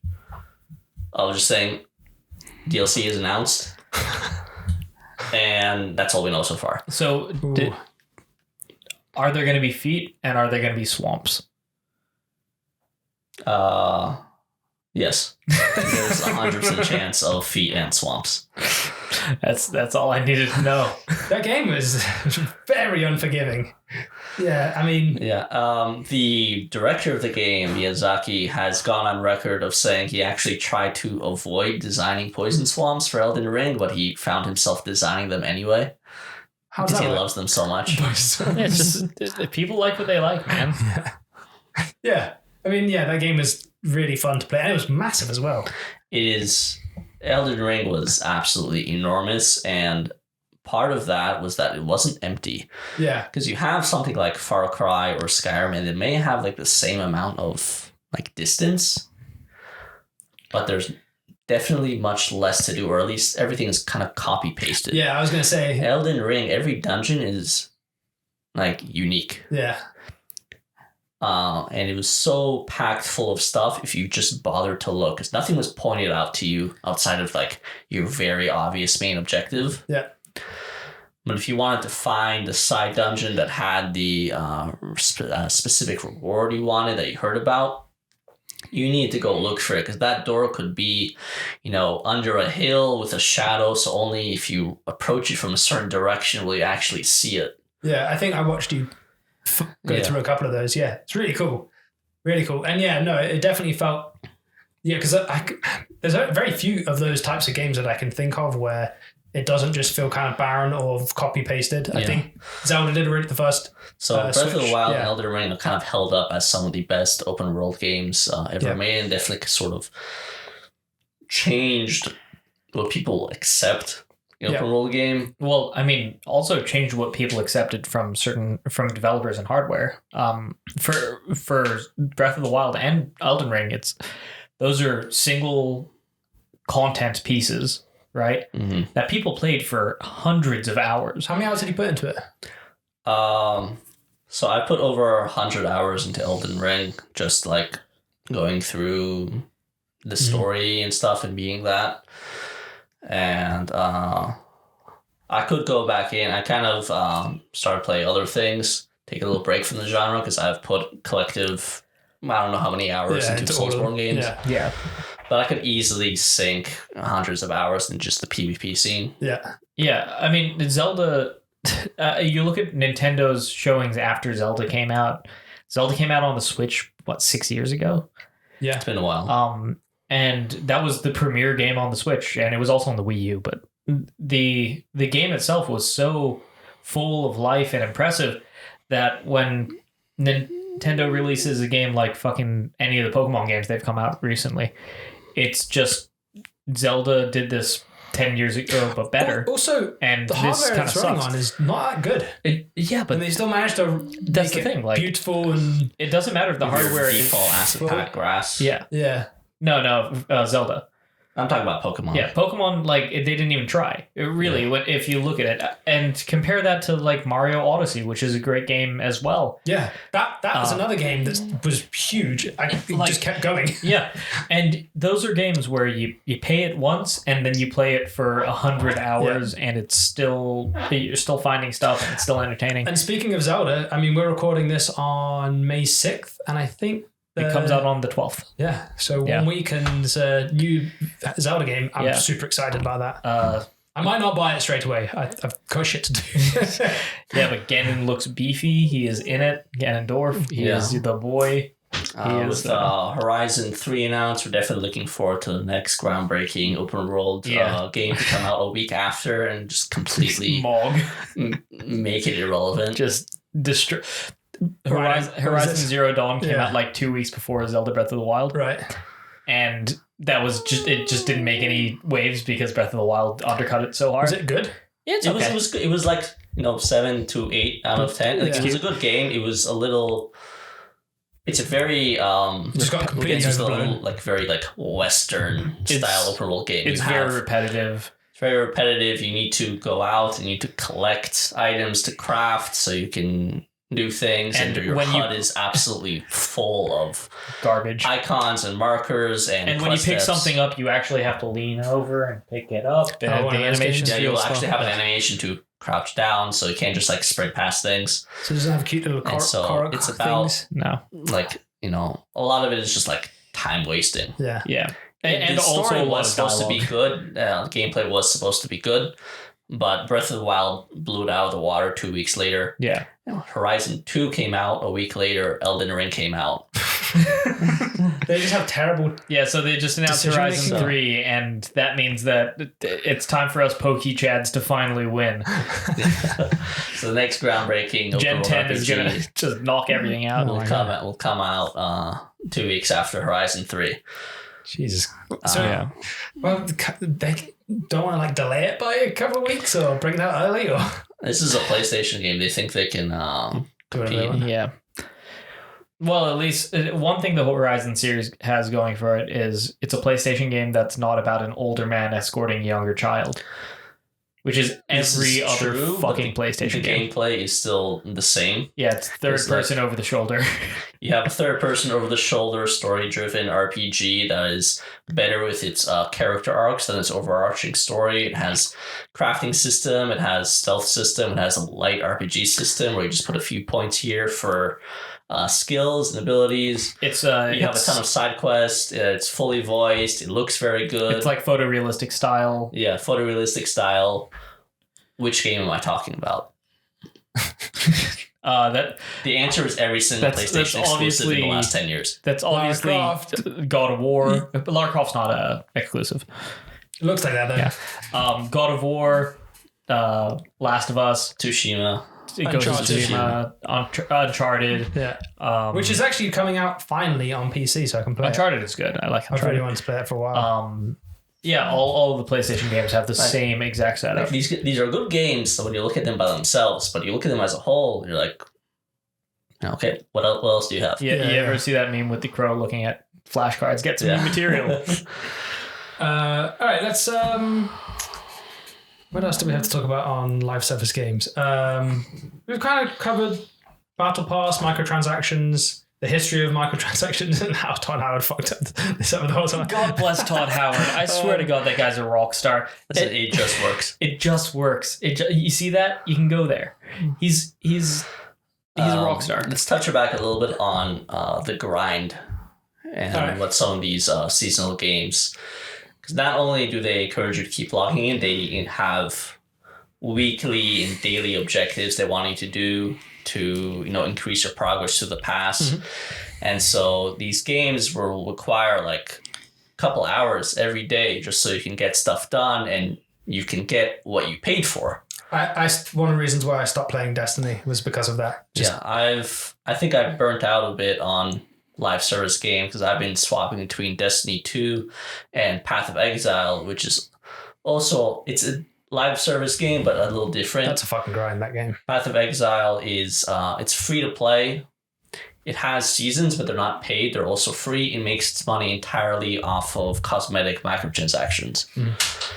Must be doing pretty well for itself as well, because... Yeah, it does quite well. I mean, Path is entirely grind, though. Like, the entire game is grind. It's a ARPG, action RPG game, which people are familiar with Diablo. It's very much that type of game. You have a sort of third-person, top-down character. Yep. And you kill monsters which drop a randomized gear, which you equip, so you can kill stronger monsters which drop better gear, so you can kill stronger monsters to drop better gear. And it's got how many levels? And you just basically just run them over and over and over again. So Path of Exile is a little different in that it has a campaign, a 10-act campaign that you go through, and then it has its endgame system, which is kind of pioneered for the genre, and where you have these little items called maps, which is essentially a semi-randomized tile set, and you can sort of edit the map to have different modifiers. Like it has more monsters, they deal more lightning damage, they deal more fire damage. You as a character have less armor to defend against. And these modifiers will like increase the rewards that you can get. And you load it into a tile set that has a boss at the end. Yep. And you kill all the monsters there, you kill the boss, and there's additional content that can be completed in these maps. Because for Path of Exile, what a season is there's a seasonal mechanic. There is, for example, one called Essence. So Essence will spawn these monsters that are trapped in crystal. And there's a single monster there that has various essences attached to it, which grants different dangerous modifiers to the monster. Once you free the monster and you kill it, it will drop these essences as an item which can use to craft on your gear. Yeah. These essences will guarantee a specific modifier on the gear every time you use them. So it will always roll with increased physical damage. Yeah. And so the strength of the essences can be upgraded by having, like, you take 3 of them, they'll upgrade to a higher one. Yeah. And so they have like 30 of these leagues now. There's an enormous amount of content in Path of Exile to play. Yeah. It also means there's just so much stuff to grind through. Because you said in the notes, you've called this topic, the grind in you, a second job, which I think is an interesting way to put it. A lot of these games, it does become like, if you want to really invest in these games and like really get into it, into its end game systems and to do everything it has to offer, this is hours and hours of stuff. That you have to, it's prerequisite. Games I like to play now personally, just because I don't want to sink that amount of time in anything. I just like a game that I can drop into, play like maybe an hour of, and then leave. And I'm not any different than players that are sinking hours and hours and hours and hours a day into it. Yeah. I can still have just as much fun or do just as well. Games like TF2, that's one of the reasons why I like that game. You can just drop in, drop out. Yeah, there's always a big division in Path of Exile community between what's called the average player and then some like streamers, who... That's every community now. Like, even Destiny has that problem. If you play, 8 hours a day, 8 to 14 hours a day, it's your job, and you just get to do everything. There's nothing in the game for you. There's not enough content. It's also disheartening to... someone who doesn't have as much time, like, oh, look at that guy. He has all the best gear and is able to get all this stuff done. I'm just here struggling, playing, a couple hours here and there. And I just can't get my build off the floor. I'm not doing as much damage. I keep dying. Why is it like this? So one thing that I find interesting, Destiny just announced that they're going to, they're not upping the power level next season. Oh, why? They're considering doing it once a year. So when the expansion comes, you do your power leveling, and then from everything after that is endgame.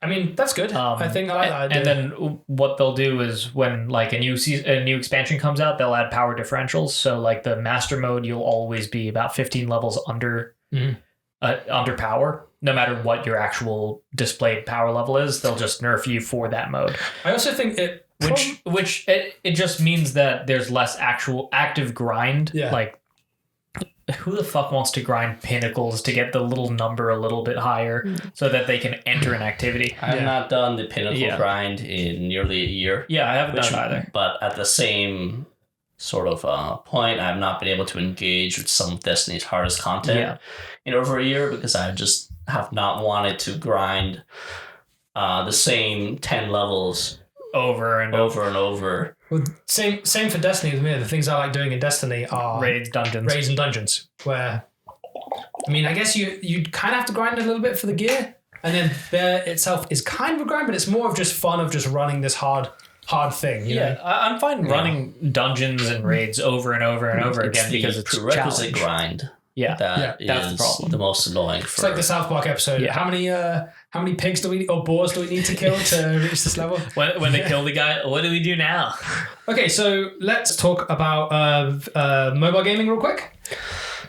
So, mobile gaming has become this enormous juggernaut of profit.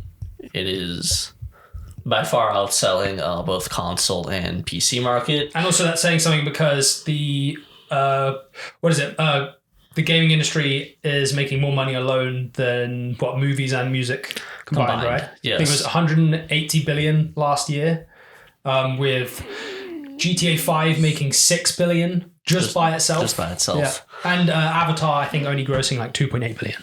So yeah. And the way mobile gaming is able to do this is that it has this philosophy of providing for you a lot of things to do, but only a certain amount of things to do per day, unless you pay.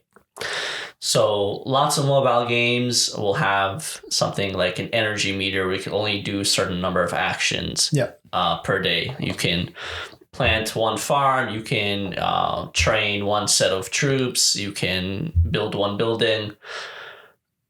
And most of these things will also have timers attached to it that advance in real time, usually like a day. If it's like a really big investment project thing, you can wait as much as like a week of real time for it to finish. This is what, like Farmville or Clash of Clans? Farmville, Clash of Clans. There's several big Chinese ones that... What's that one? Genshin Impact? Genshin is a... Different, but it's like Zelda, right? Different style. Yeah. It's not really... But that's one of the top grossing video games on Genshin's a pachinko type game. It's a gacha game, right? So Genshin is more similar to like a loot box, in which you, instead of getting like a cosmetic from the loot box, you get a character, and the character is, 5 stars and does more damage, and you can also roll to get their weapons, which is also 1 to 5 star rarity. Also different costumes. Yeah. For these types of mobile games, you have these things on timers. You can do a certain amount of them, or you can pay 50 cents, $1, $2, speed it up, do it. You can pay $5, now you can do 5 more actions. You just increase the amount of actions you did a day by 50%. That's really going to push forward your farm, your town, your city. And for these people, they open up the phone, they press a couple of buttons a day, and they close it, and then until the next day, and they open it up and they see the progress, and they like that. Yeah. And they don't think much of dumping Couple few bucks, every day, every couple of days, every week. I mean, just thinking about it from like a completely alien perspective. Imagine $5 a day is a third of an hour minimum wage. Yeah. Right? You're working to pay another company to allow you to essentially passively accomplish something in a virtual world that is purely solipsistic that nobody else sees. Yeah. I mean, that is such a bizarre thing to do. A lot of people go to Starbucks and spend $10 a day. Yeah, but that's a coffee. At least you're ingesting that. I'm talking like this is your farm or your city or your clan. Like, unless there's some kind of, even if there's a leaderboard system, this is what actually drives the big money, the big wheels, is the competitive side to things. But there are people who will pay tens of thousands of dollars a week, a month to see their name up, to see their name on the leaderboard. Bizarre, man. You have these Chinese guilds for some of these games who require you to show proof of income to be part of their guilds, to show that you can maintain the expense necessary to be part of this guild to play at the highest level. Because they have to spend so much money. You have to spend thousands of dollars. But then the game stops being playing the game, and now it's just paying to win, essentially, or paying to have your name up there. It becomes an obsession. Yeah, it's a hobby. It's the same as spending think of a really expensive sport that being like a yacht, racing yachts. Yeah, this is different than that because these games, they're not active playtime games. They're passive games. You pay to have an action done over the course of several hours. they're one step away from incremental games that you would have found on Newgrounds or addictinggames.com. Yeah, you mentioned like hobby like racing. Yeah. But racing has a certain There's a physicality to it. There's runs of physicality too. There's we talked a little bit about like the highest tier of the mobile gaming. The racing has a certain barrier of entry to it that you cannot get rid of. The sort of mindset that goes into spending thousands of dollars still exists at the level of spending hundreds of dollars or spending $50 a week. That mindset is still persistent because you might not be on the leaderboard, but you can be the best among your friends, or you can be the best in your city. Yeah, and so this mindset of feeding on people's desire to do more things, do them faster, and to compete with other people. You think it's morally wrong for to make a game like that? It's extremely predatory. Yeah. In the way that they show it, because there's all kinds of systems. Because sometimes it'll be, buy one currency so you can buy another currency which is used for this, and there's so many layers to it that you're not when you buy the first layer, you're not even like aware of how deep you actually need to go. Yeah. And suddenly, instead of spending $5, you're $35 down to do what you wanted to do. Yeah, that's fucking wild. And it's these, and it's so effective. That's the thing. These games make so much money, and this is part of why so many games have shifted to the live service model, because it's copying these sorts of tactics that are literally printing money off of people. Yeah. There's a reason the term whale exists very, very prevalently in video gaming. It's a person who is willing to blow thousands and thousands of dollars on virtual items that don't really amount to anything. Yeah, and it's important to point out that a single whale is originally a gambling term. Yeah. Yeah. And, exactly. It moved from gambling to games because it's exactly the same thing. It's somebody who's willing to put down the money and keep putting down the money. Well, if you want to look at it from like a kind of historical perspective, arcade gaming started with pinball, which was banned for decades because it was considered gambling. Yeah. Until at a certain point, it was shown that there had to be some skill involved. Which is kind of funny because then gaming was all skill based. And now it's these monetization tactics have moved it way back to completely luck-based. Either luck-based or simply just purchasing things and buying your way in. Pay to play. Or pay to win, rather. Pay to win, not even pay to play. Because, again, there's very little actual, by the way of gameplay. And, you look at Japan, the entire idea of, like, pachinko machines, it is literally just gambling your way through to try and get a narrative finished. Well, I'm on the game Google Play Store right now, and the top grossing game is Candy Crush Saga, right?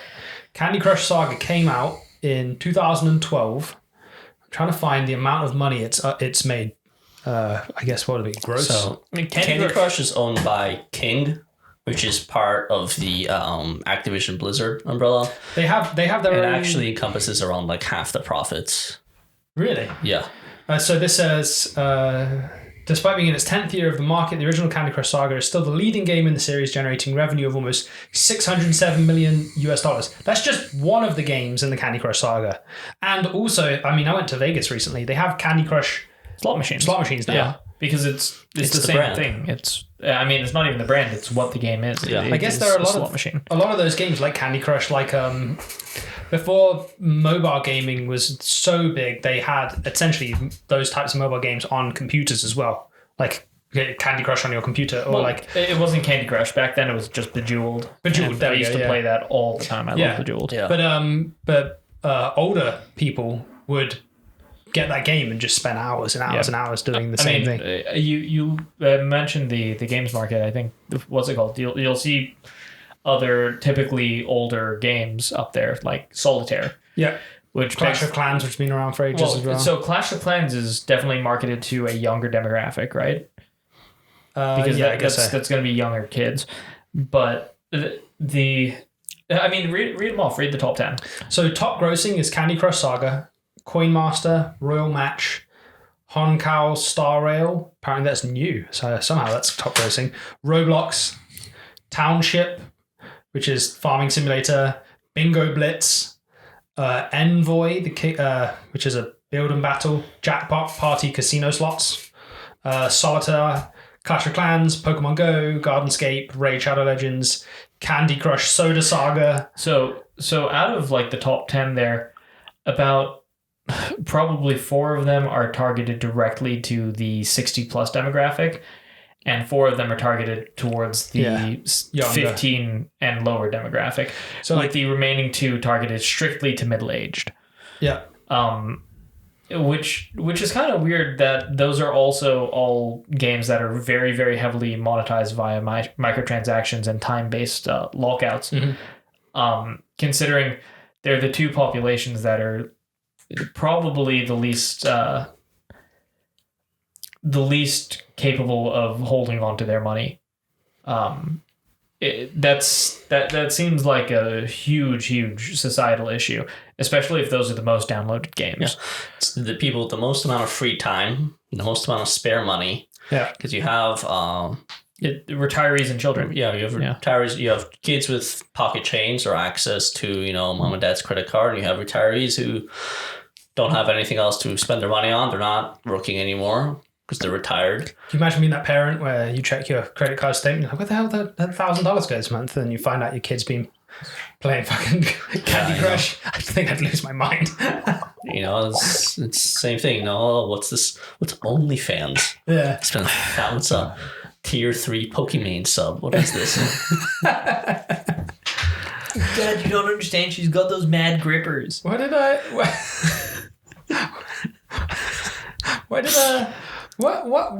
is there opened ice cream tubs of water arriving in the mail?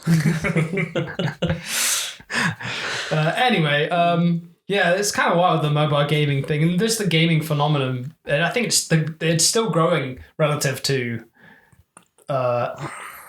movies, music. Look, it's an interactive medium.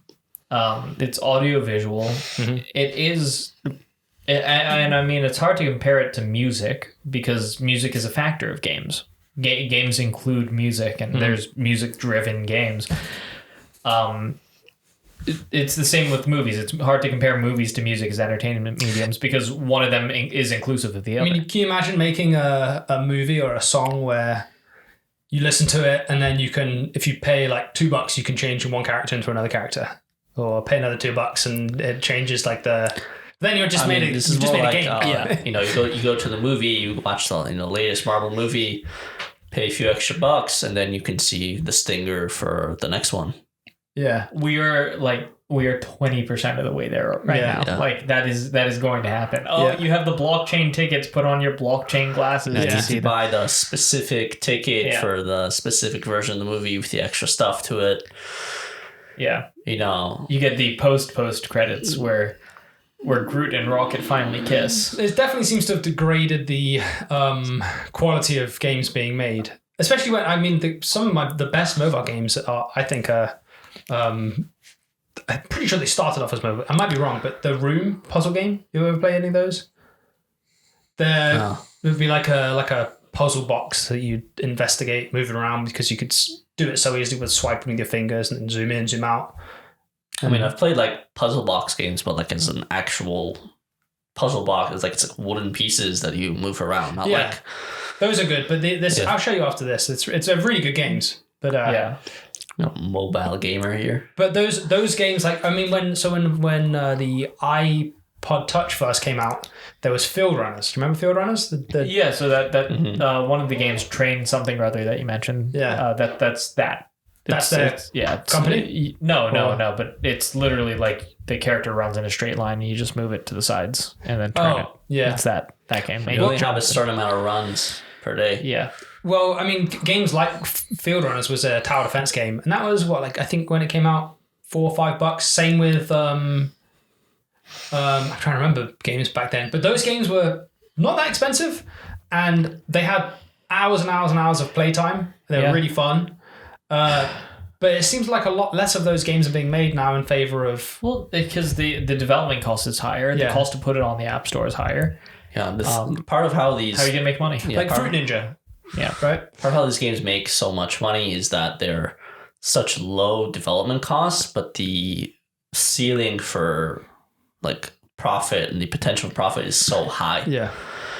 And this is going into more mainstream games. It's pretty much started ever since it became like a real industry. Mm-hmm.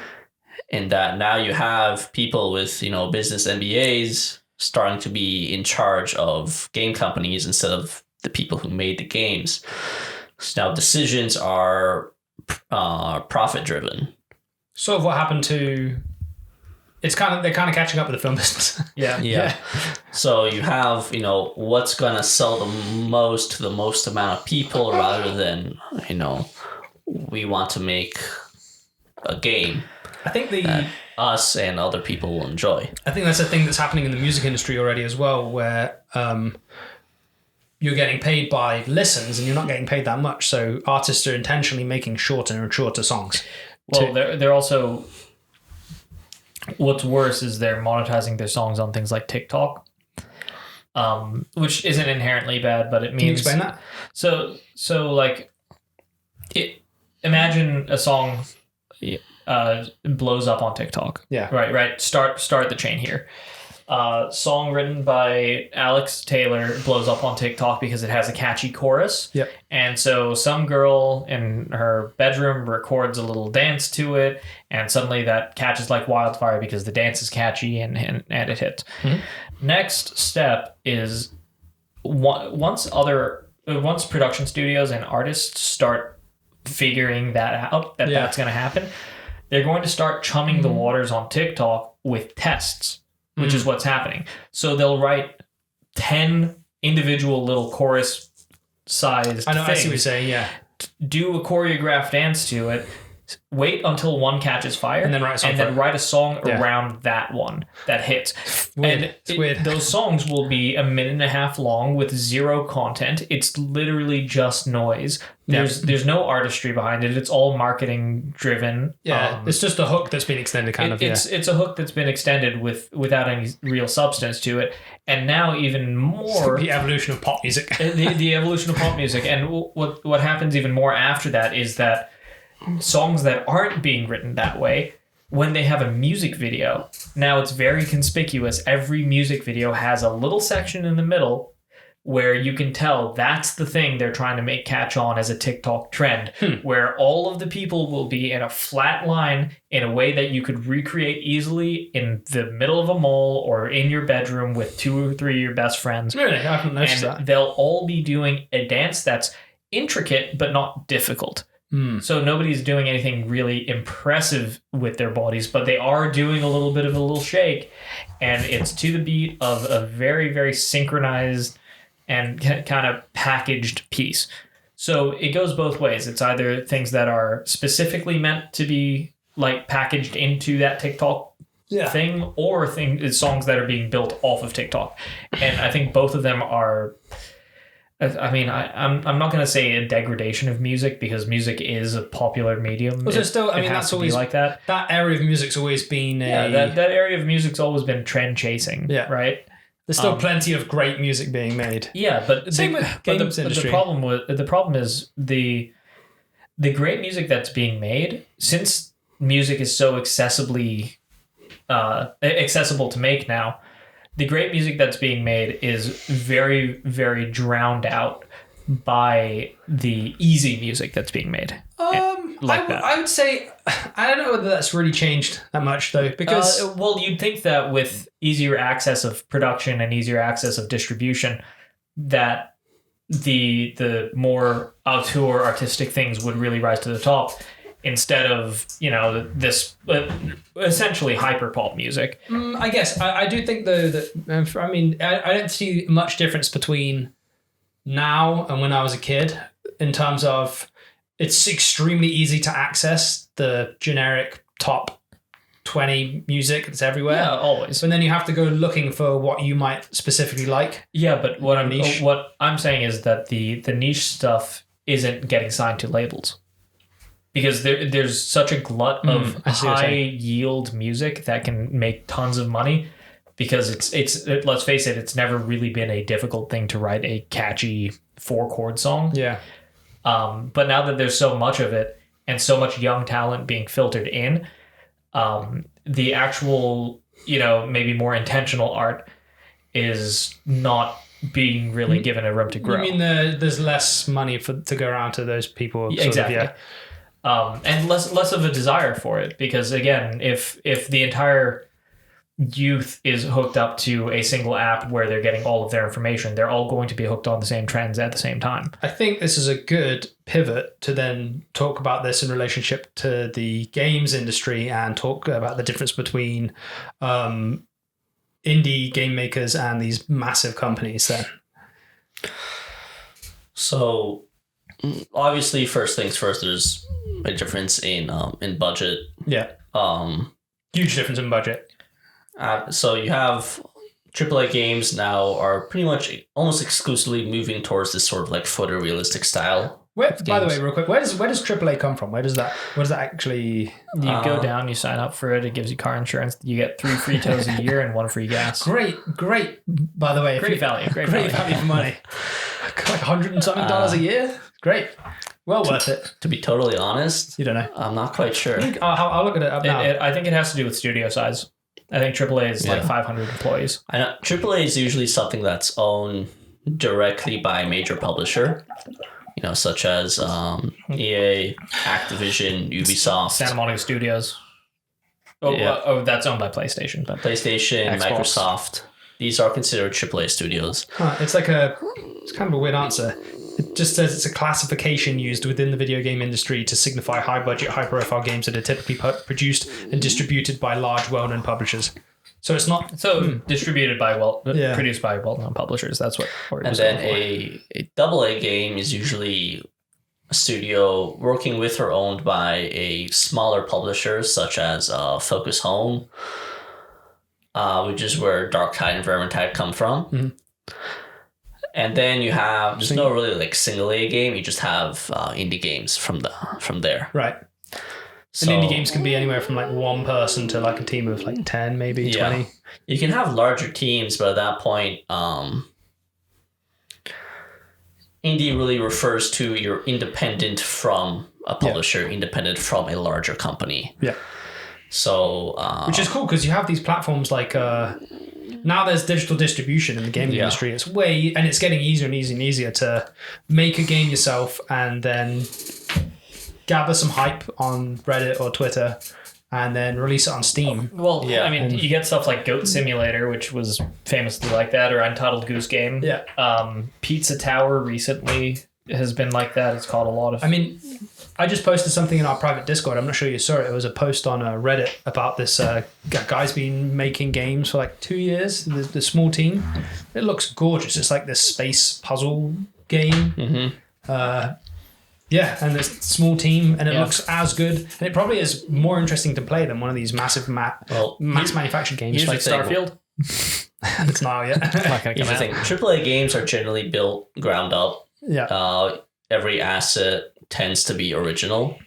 Oh, is that including the game engine? So you have a lot of AAA studios will maintain their own game engine. Yeah. For example, Destiny has its own game engine. Ubisoft has its own. Battlefield has its own.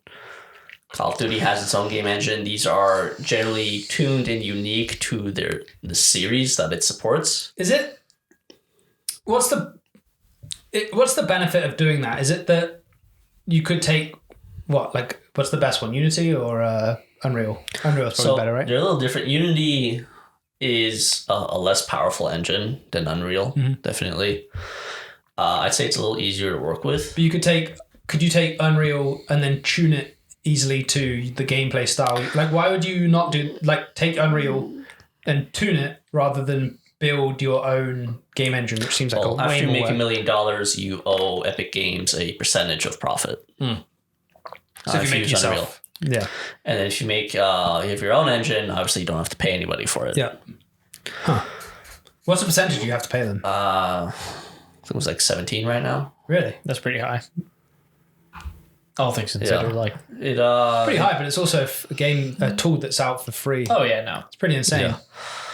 And it's only when you make $1 million. Can you imagine if that editing software like Adobe or Blackmagic or something had that as well? it's way harder to measure, but yeah, Yeah. But yeah, AAA studios will generally have massive teams.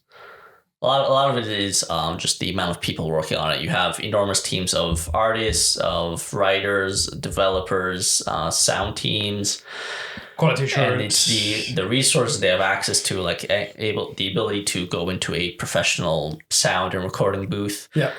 and to be able to record lines there or sound effects there.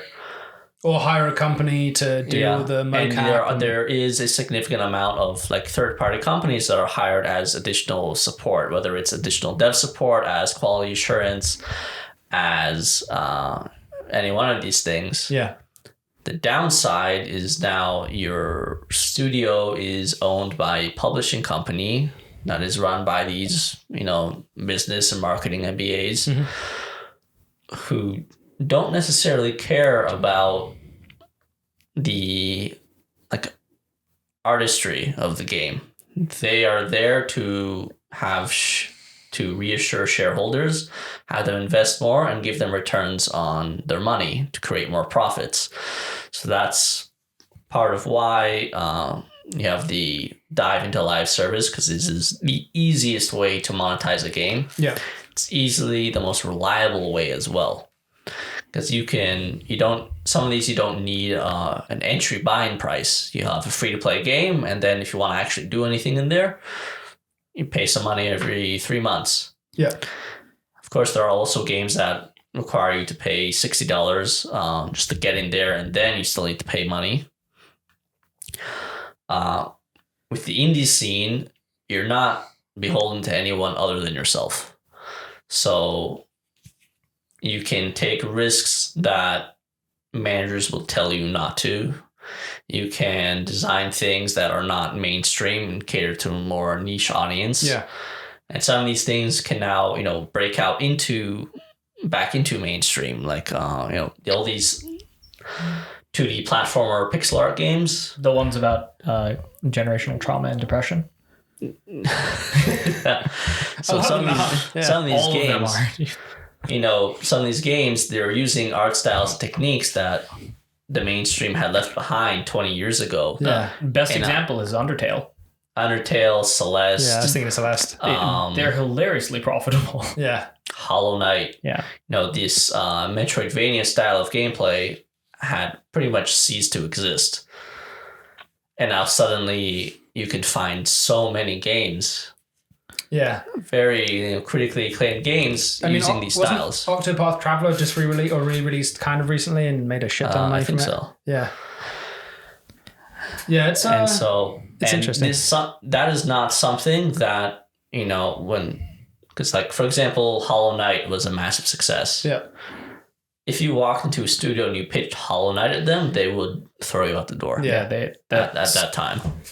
I mean, even you pitch Undertale. Oh yeah, I'm building a game. It's like that game Earthbound that was released once in the US, and then even in Japan they loved it, but they never released anything past Mother 3. So I'm gonna make that, but with furries. And who the fuck's gonna say yes to that? Who the fuck is gonna say yes to that? And it just hit overnight in 2014, blew up the entire scene. Japan's in love with it. They pay the developer to just come on and compose guest tracks on a bunch of different Nintendo games. Well, what about, probably the biggest, the most successful indie game ever is Minecraft. Yeah. Started off, how big was that team? It was him and another guy to start off with. And, Yeah, pretty much. And he sold that company for $4 billion or something like that to Microsoft.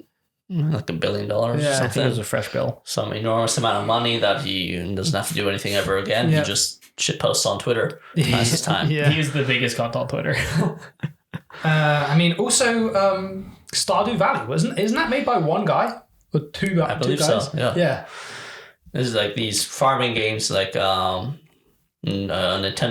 Direct a few months ago released only farming games. Only farm simulators. Yeah.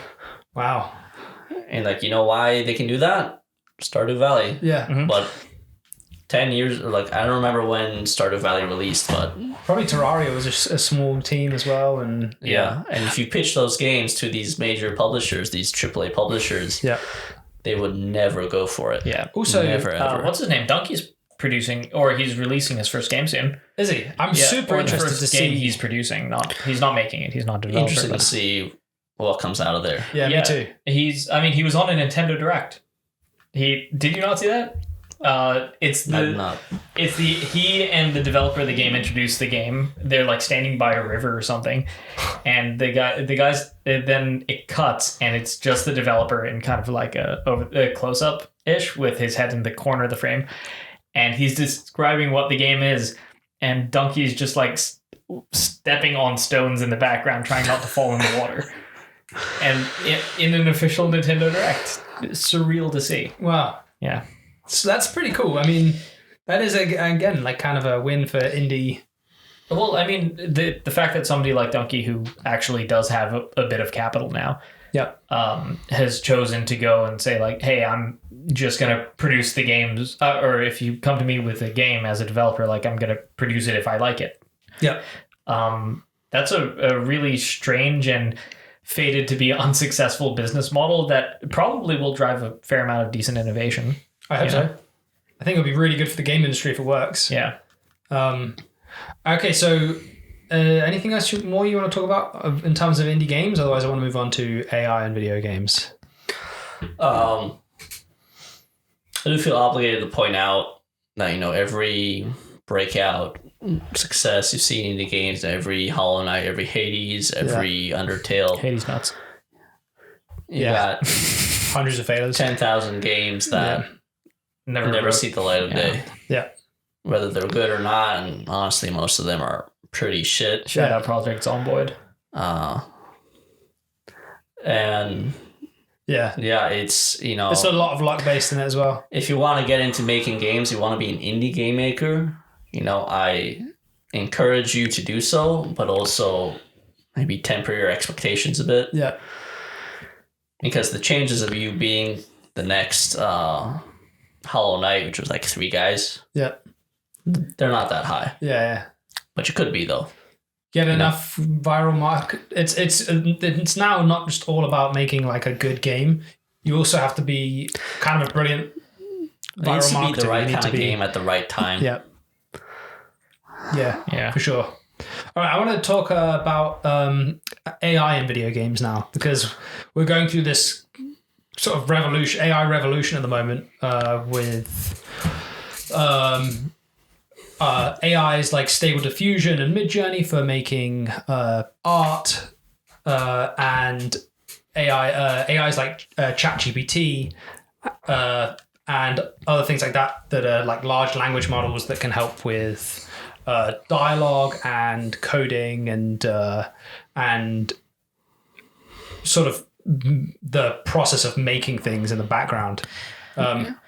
So, what are your thoughts on it? Because So- I have a couple. So to start, let's get out of the way what like traditional AI is in games, which Yeah. is more stuff like enemy behavior. Like if I'm playing Halo Yeah. and I throw a grenade at an enemy and he dives out of the way, that's traditional AI. It's Yeah. pre-programmed behavior and enemies that will react to certain inputs.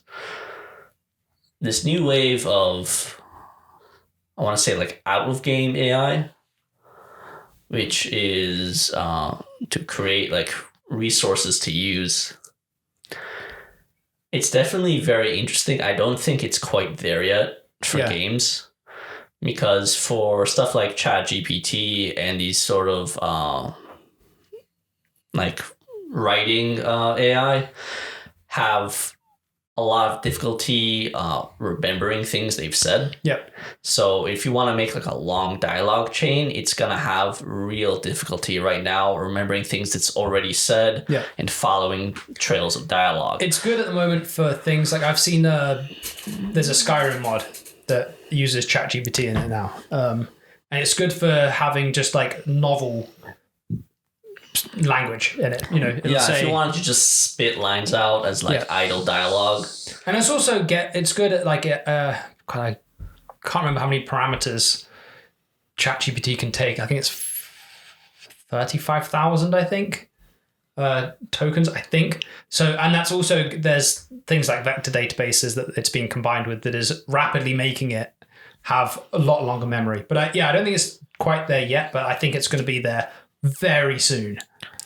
Yeah, but the thing is, with games, it's, especially when you're trying to like tell a story, is that you're generally trying to tell a certain type of story with certain themes. And even if you feed these themes and like similar works into the AI, sometimes it might not go where you want it to and land on things you don't necessarily want.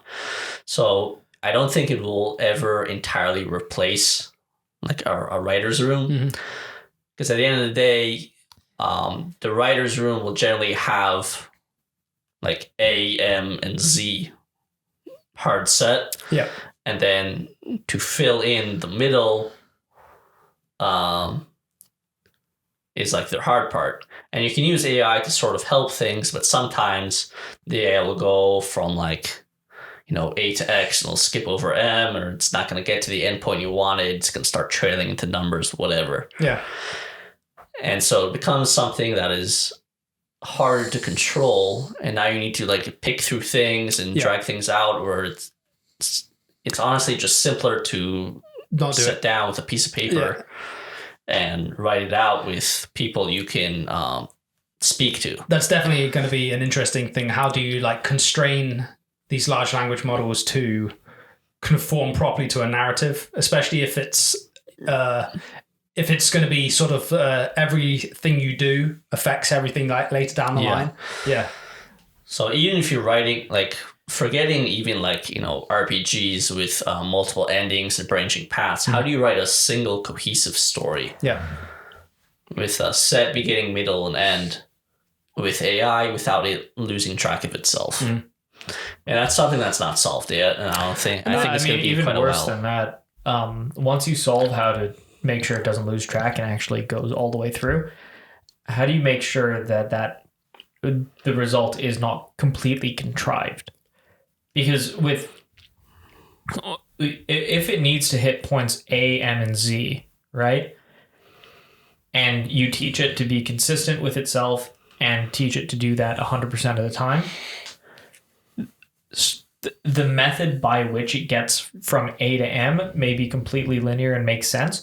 And then it may need to jump through hoops to get to that Z point. Well, a thing that AI, like large language models at the moment, do, which is definitely not solved, is what's called hallucinate, where you'll ask it a topic, you can ask it, ask it about like a period of history or how to write a block of code or something. And 90% of it will be correct, but 100% of it will be correct a lot of the time. But every so often it will totally make something up that is completely wrong, completely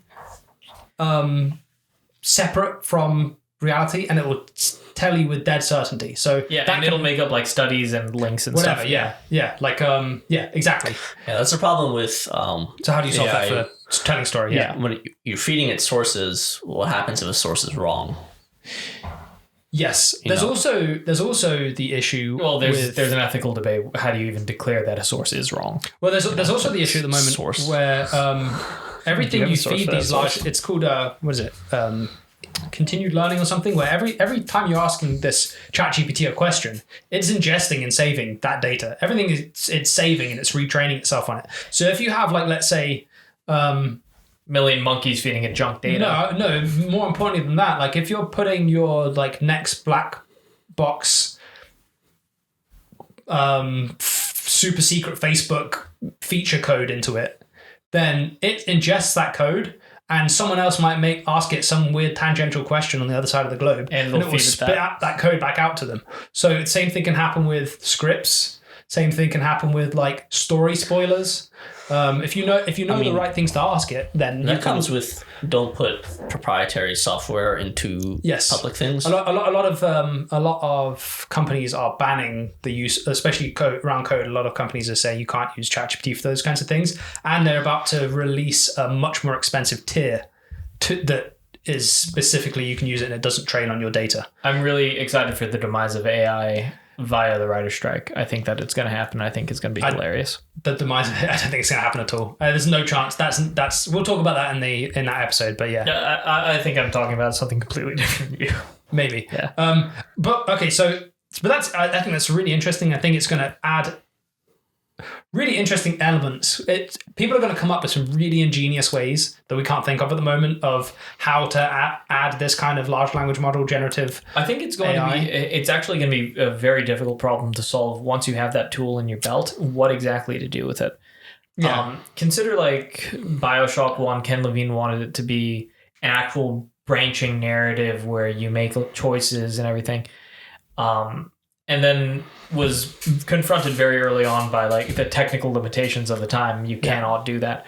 And what resulted from that technical limitations is one of the best narratives in like ludonarrative storytelling. BioShock 1 this is? Yeah. Where the whole plot turns out you actually don't have choice. That's the moral of the story. It's deterministic. Yeah. If you open the floodgates, I'm a huge believer in limitations when it comes to creativity. Story, if you don't have limitations and if the sky's the limit, you're going to create either something. You're either not going to create anything, or you're going to create something so fucking wild that it doesn't resonate with anybody. I mean, there's this isn't really the same, but there's one game called, I think the game is literally called Everything, where all the game is you can move around. And if you move around, I think you click spacebar on something, you'll change into that thing. So you can go from like a swarm of bees to like a tree to blades of grass to like crystals to like air molecules to atoms. And the whole time you're just, that's what the game is. You're just going around. And the entire time it's just playing Alan Watts lectures, like recordings in your ear. It's a really fun game to play. You can just literally sit there and be a tree and stuff, or like, or zoom out and be planets. Yeah, it's crazy. So that's creativity, and I think that AI is no replacement for creativity because it's human driven right now. But I do think that what's going to happen is one person's going to break it. One person's going to break it and figure it out, and then everybody's going to know. Yeah. So another area that I think is more interesting, especially for indie developers, is the art-based AI. Art's a bit of an interesting thing. Yeah. Obviously, people have made some really cool-looking things with AI art, but at the same time, because it's feeding off examples that it can find, it's not very original. Yeah, no. So it's hard to. You can solve that now really easily because now you can fine tune these models. So you can do, let's say you want to make a sprite sheet, right? Or let's say you want to make a bunch of buildings. What you can do is you can hire an artist to draw you a bunch of buildings in a specific style, or just a bunch of whatever in a specific style. You can then very, very cheaply and quickly train the model on that style, and then it will spit out whatever you want in that style. Well, that sort of gets into the ethics of, can you take an artist's work, feed into the model, and then make things in the artist's style without having to pay him a dime? Well, I guess you're paying for... The ethical way to solve that problem would be to say it would be a different type of charge when the artist is commissioned. Sort of. You would commission the artist for his style, not for the actual piece he's creating. I mean, if you know up front... That way, if you know up front that you're going to use this as a generative thing, anything created from this series of artwork... I see nothing wrong with that. I'm going to be honest, that's an example of where blockchain technology may be helpful. If you can recognize, I don't know how the hell you'd even implement. If you can make an NFT out of the original pieces that the artist is making as the prompt generation, and then make it so that any image generated out of that has that token ascribed to it. Yeah. But then how would you... You'd have to just rely on people also using that token. The people within production, right? So this would be for the production of a game or a movie or concept art. The people involved in that production would then have to use the tokenized results as their concept art, and that would be a traceable way to say that these AI generated pieces of art originated from this series of artworks commissioned to this artist. That's a lot of good faith though as well, because just like NFTs, you just copy and paste the JPEG somewhere else, you know. Yeah, I know, but then the artist would say that I made this is declaratively mine, and you guys generated a bunch of things off of me. That's as simple as providing a paper trail that you were commissioned by the production. Or by a member of the production. Yeah, I think it's the. But it's as with any legal agreement. Yes, there's a lot of good faith involved, but it's about hedging your bets. I think what's the best thing to come out of it is just like in filmmaking, we're seeing all these really cool AI tools coming out that makes, instead of spending a week rotoscoping, you just click, done instantly. You can now, one person who's working a full-time job and is trying to make a game in their spare time can now go and easily generate a sprite sheet, backgrounds, textures, and use that within whatever project they're making. It would be interesting to see because, for instance, games are already coming out where they're fully AI generated. Well, think about what's it called? Cuphead, right? That was all the gimmick was that it was entirely hand drawn, and that worked out really well. But using that same concept, why not just ingest a sprite sheet and say make this look hand drawn in this style? Yeah, you could do that as well. And generate that, and suddenly the man hours of actually creating that sheet are gotten rid of essentially. It's I think it's really cool. I think it's definitely going to get rid of jobs and change jobs, but it's also going to create a bunch of jobs. And it's just a different way of working that people are going to have to adapt to.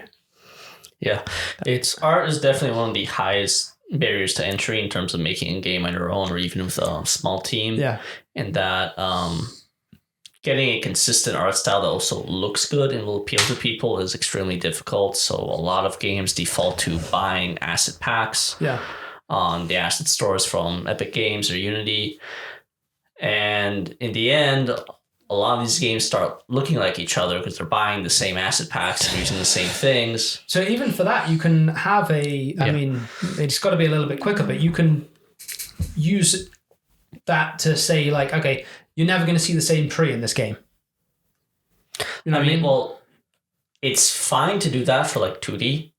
If you want to make a 3D game, the assets are expensive. Make the actual 3D object. If you want to have a character model, it needs to have a model and a skeleton. You can apply animations to it so it bends in correct ways. But they're already you can already use Stable Diffusion to generate 3D objects easily. Okay, but can you generate a 3D object with a skeleton that I can import into Unreal and then attach an animation to? I bet you can right now, yeah. Well, there's right now there's kind of workarounds, right? So what's his name's Pouty Lips McGee, the guy from there's the Wondrous AI, I think it's called. So you can go. This is so cool. You can go film something. I can film you too. And I can put that video into this software. I can click on you. You're already tracked. And I can replace you with a model that was a custom 3D model that has a skeletal frame and stuff like that. I can literally replace you with a skeleton. So it's basically a way of doing motion capture without fixing any dots or tracers. So it does motion capture. It does rotoscoping, and cuts it you does out. Background replacing. Clean paint. Really, really, really cool.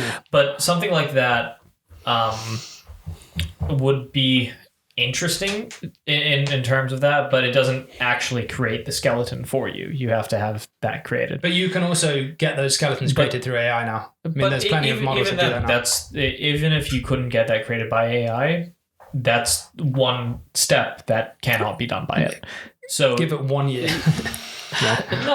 Give it as many years as you want, but the single step of the skeletal design not being able, or the model itself not being able to be made or posed via AI is not really that much of a detractor. That's one thing you have to learn to do instead of 20. Yeah, you could always just get the model and then rig it yourself with the bones, and then I think it's really interesting. I think that we're going to see as with like all of the industries, the next couple of years are going to be absolutely wild for the gaming industry as well in terms of incorporating AI. Yeah. Anyway, you guys want to talk about anything else or anything else to add about AI? Anything else on the list? Oh, I want to wrap up then with I want to talk about games we're looking forward to and game recommendations. So, we already talked about new Zelda game coming out. I'm really looking forward to that. That's my main one right now. And Jedi Survivor, I want to play that.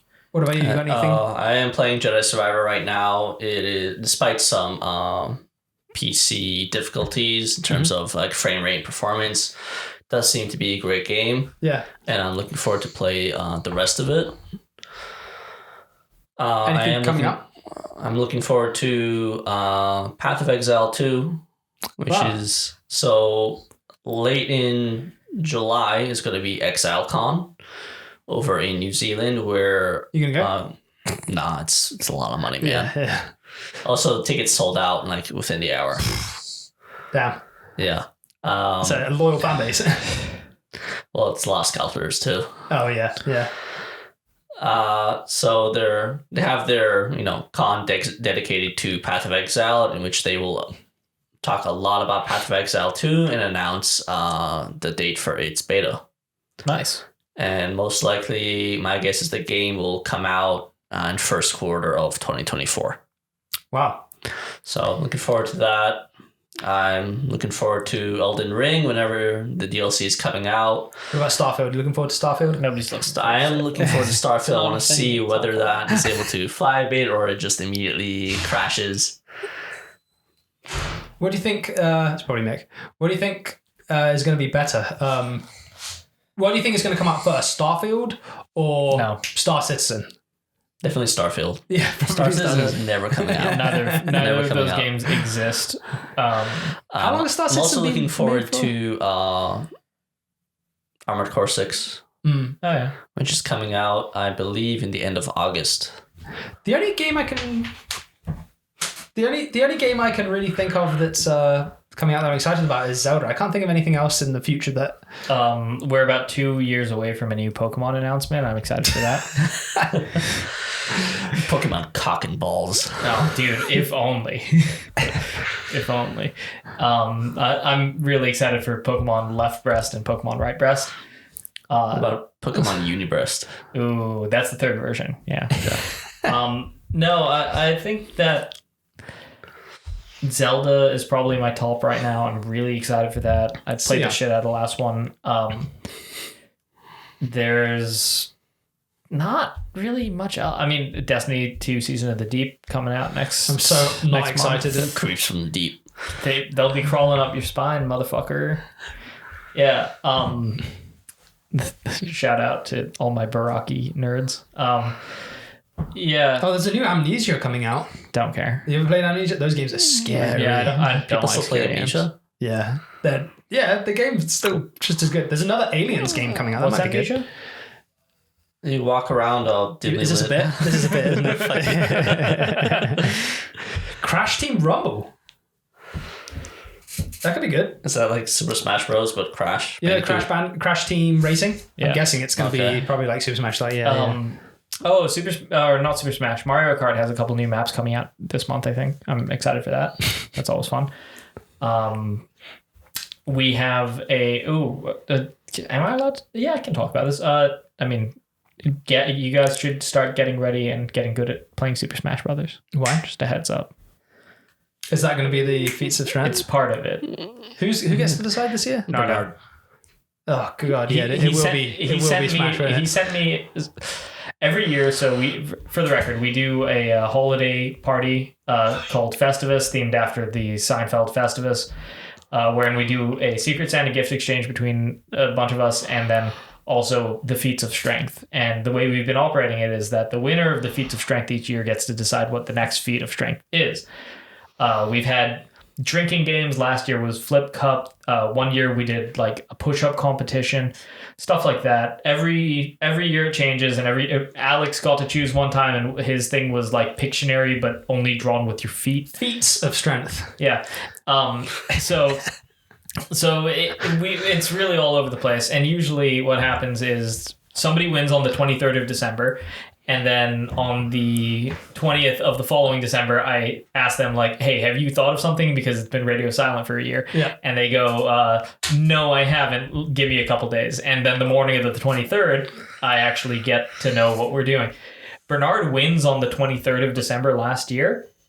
He sent me a Google document with a 2-page Google doc with all of the rules that he wants on the 24th. Christmas Eve morning, he sent me an entire list of things that, like, this is what my feat of strength is going to be. It's so much fucking math. Really? Yeah, it's so much math. That's pretty funny. I need to figure out how to organize it. And then also, just to wrap up everything, game recommendations. What's your favorite game? Favorite games? What would you recommend people play? Favorite? Yeah. Well, do me something, genre. do something popular, and then do something that people might not have heard of. Well, anybody who enjoys the open world RPG type should definitely play Elden Ring, which I think is sort of the current pinnacle of that type of game. A game people might not have heard of. If you're very into sort of medieval style melee combat, you might want to check out Mordhau, which is a very visceral, skill-based melee combat system with, precise angles and counters and deflections. PC game. Huh. And fairly small community, but dedicated. And what about something else that's not in those genres? That's not Give me a wild card. People should go play Goat Simulator 3. Simulator 3. Yeah. It is pretty fun. What about you? Okay, what are the questions? A couple of games to recommend that people should play. What were the things that you gave him? He went for like medieval combat simulators. Oh, shit. I don't know any of those. No, you can do anything. Do anything. Favorite games to play? I mean, I'm a simple guy. If you haven't played the first 3 Halo games, definitely give them a play. Those are really Going for the standards. Solid games. I mean, seriously, go for them. I feel like saying Undertale is hackneyed at this point, so I didn't like Undertale. Oh my god, you're such a nerd. What else? Oh, Frog Fractions. It is the premier way of learning fractions in a frog-based manner. Play Frog Fractions. I think it's on Steam now. They have it for $1 for the anniversary funny hat edition. The frog gets a special hat in Frog Fractions Special Hat Edition or whatever it's called. Play Frog Fractions. You will not regret it. You will learn so much about frogs and about fractions. Damn. This is not a joke. I am fully endorsing Frog Fractions. I'm all in on Frog Fractions. Shut the fuck up. I'm shorting Frog Fractions. I'm gonna give you some. My favorite type of game is puzzle games, and I like where the puzzle games and skill kind of intersect, like Portal. But Portal's overplayed. So Frog Fractions is a puzzle game. Shut up. It is. If you like Portal and you like that kind of thing, a better version of Portal doesn't exist. No, it's a game called Portal 2. No, it's called the Talos Principle. What is that noise? It's a plane. Yeah, it's called the Talos Principle. It's fantastic. It's got more game mechanics than Portal, and it has a fantastic story that kind of blew me away when I got to the end of it. Another great puzzle game that you should play is Braid. It's a side scroller. That's a good game. Yeah, that's a side scroller where every level it kind of adds another element of story. Right? Yeah. Like, so just an example, one level is when you walk one direction, time moves forwards. When you walk the other direction, time moves backwards. And in each zone, as you go from level to level, it kind of builds on itself. It's really fun. And it's got a great narrative too. And a great story. Untitled Goose Game, if you haven't played it, has one of the best narratives, one of the best visual narratives I've ever experienced in a game. We sat and played that and completed it in a day, right? Yeah. We completed it in a day, and like when we got to the ending, it was like, oh fuck, that was like a whole ass moment. Yeah. Another game. Perfect gun on the mantelpiece. Another game's not really a puzzle game, kind of is. It Takes Two is fantastic. Just, I wouldn't advise you play it with your significant other. Find just a good friend to play with instead. Because find somebody you can curse at without getting hit. Yeah. In that vein, Alright, Escape Room Simulator. That was really fun to play. I've played often with Alex over here, with Adrian commentating. Oh, what was that game? It was really fun. It was a puzzle game where... The perspective Yes. Do you remember the name of that? Superliminal. Superliminal. If you want like a really fun, different game, Superliminal plays with 3D space. So if Ori is standing on one side of the room to me, and I look down at a chess piece on the floor and I pick it up and I move it up higher into the sky and then drop it, it will stay the same size visually to me, but it will grow. So it's kind of hard to describe. It plays a lot with Perspective. shape and perspective. Honestly, probably better as a single player experience because one, if you're playing with two people, you can sort of like throw each other around. I also don't quite think that it was ready when it was very much open access when we played it. We definitely broke it a couple of times. Definitely several sections where we did not progress because Alex and I kept tossing each other off of cliffs. Do you remember that one level where there's a level where you appear in like a doll's house on top of a table and I fell off? Yes. And you were still up top and it took us... We were so small that it took us like 5 minutes to run to the point where the other person could see the other person. Yes. Literally like a grain of sand. Yeah. Another great puzzle game that I think I mentioned earlier in this podcast is called Baba Is You. Baba Is You is great. A genuinely hard puzzle game with tons of levels to play. Get Baba Is You. It's on PC, Switch and mobile now. Baba Is You is great because it's not just a puzzle game, but it's also like, a linguistic. It's like a syntax experiment. Yeah, it's really good. That's the game that, I mean, it's like $5 on phone. Yeah. Everyone should go and get that. Yeah. All right, I think that's it. Yeah. Thanks for joining us, Ori. Yeah, Ori, you did It was great to be here. Yeah. And then, we'll have you on again very soon. Or not. Go join our Discord. There'll be a link in the description. Go check out the app we're building. It's called Butler. It's the best way to search, save, and share all your favorite media. And it's going to have games on it very soon. If you join our Discord, please tell us who you are and why that is a thing for you. Just why. Just why. Literally why. Do anything else. Yeah. Thank you very much. This is the Do Anything Else podcast. Tell your friends about the podcast so we get more random people watching it. Yeah, this is the Technical Difficulties podcast. Yeah. Yeah. All right. Thank you very much. Cheers. Goodbye. Thanks. Anyway, I was eating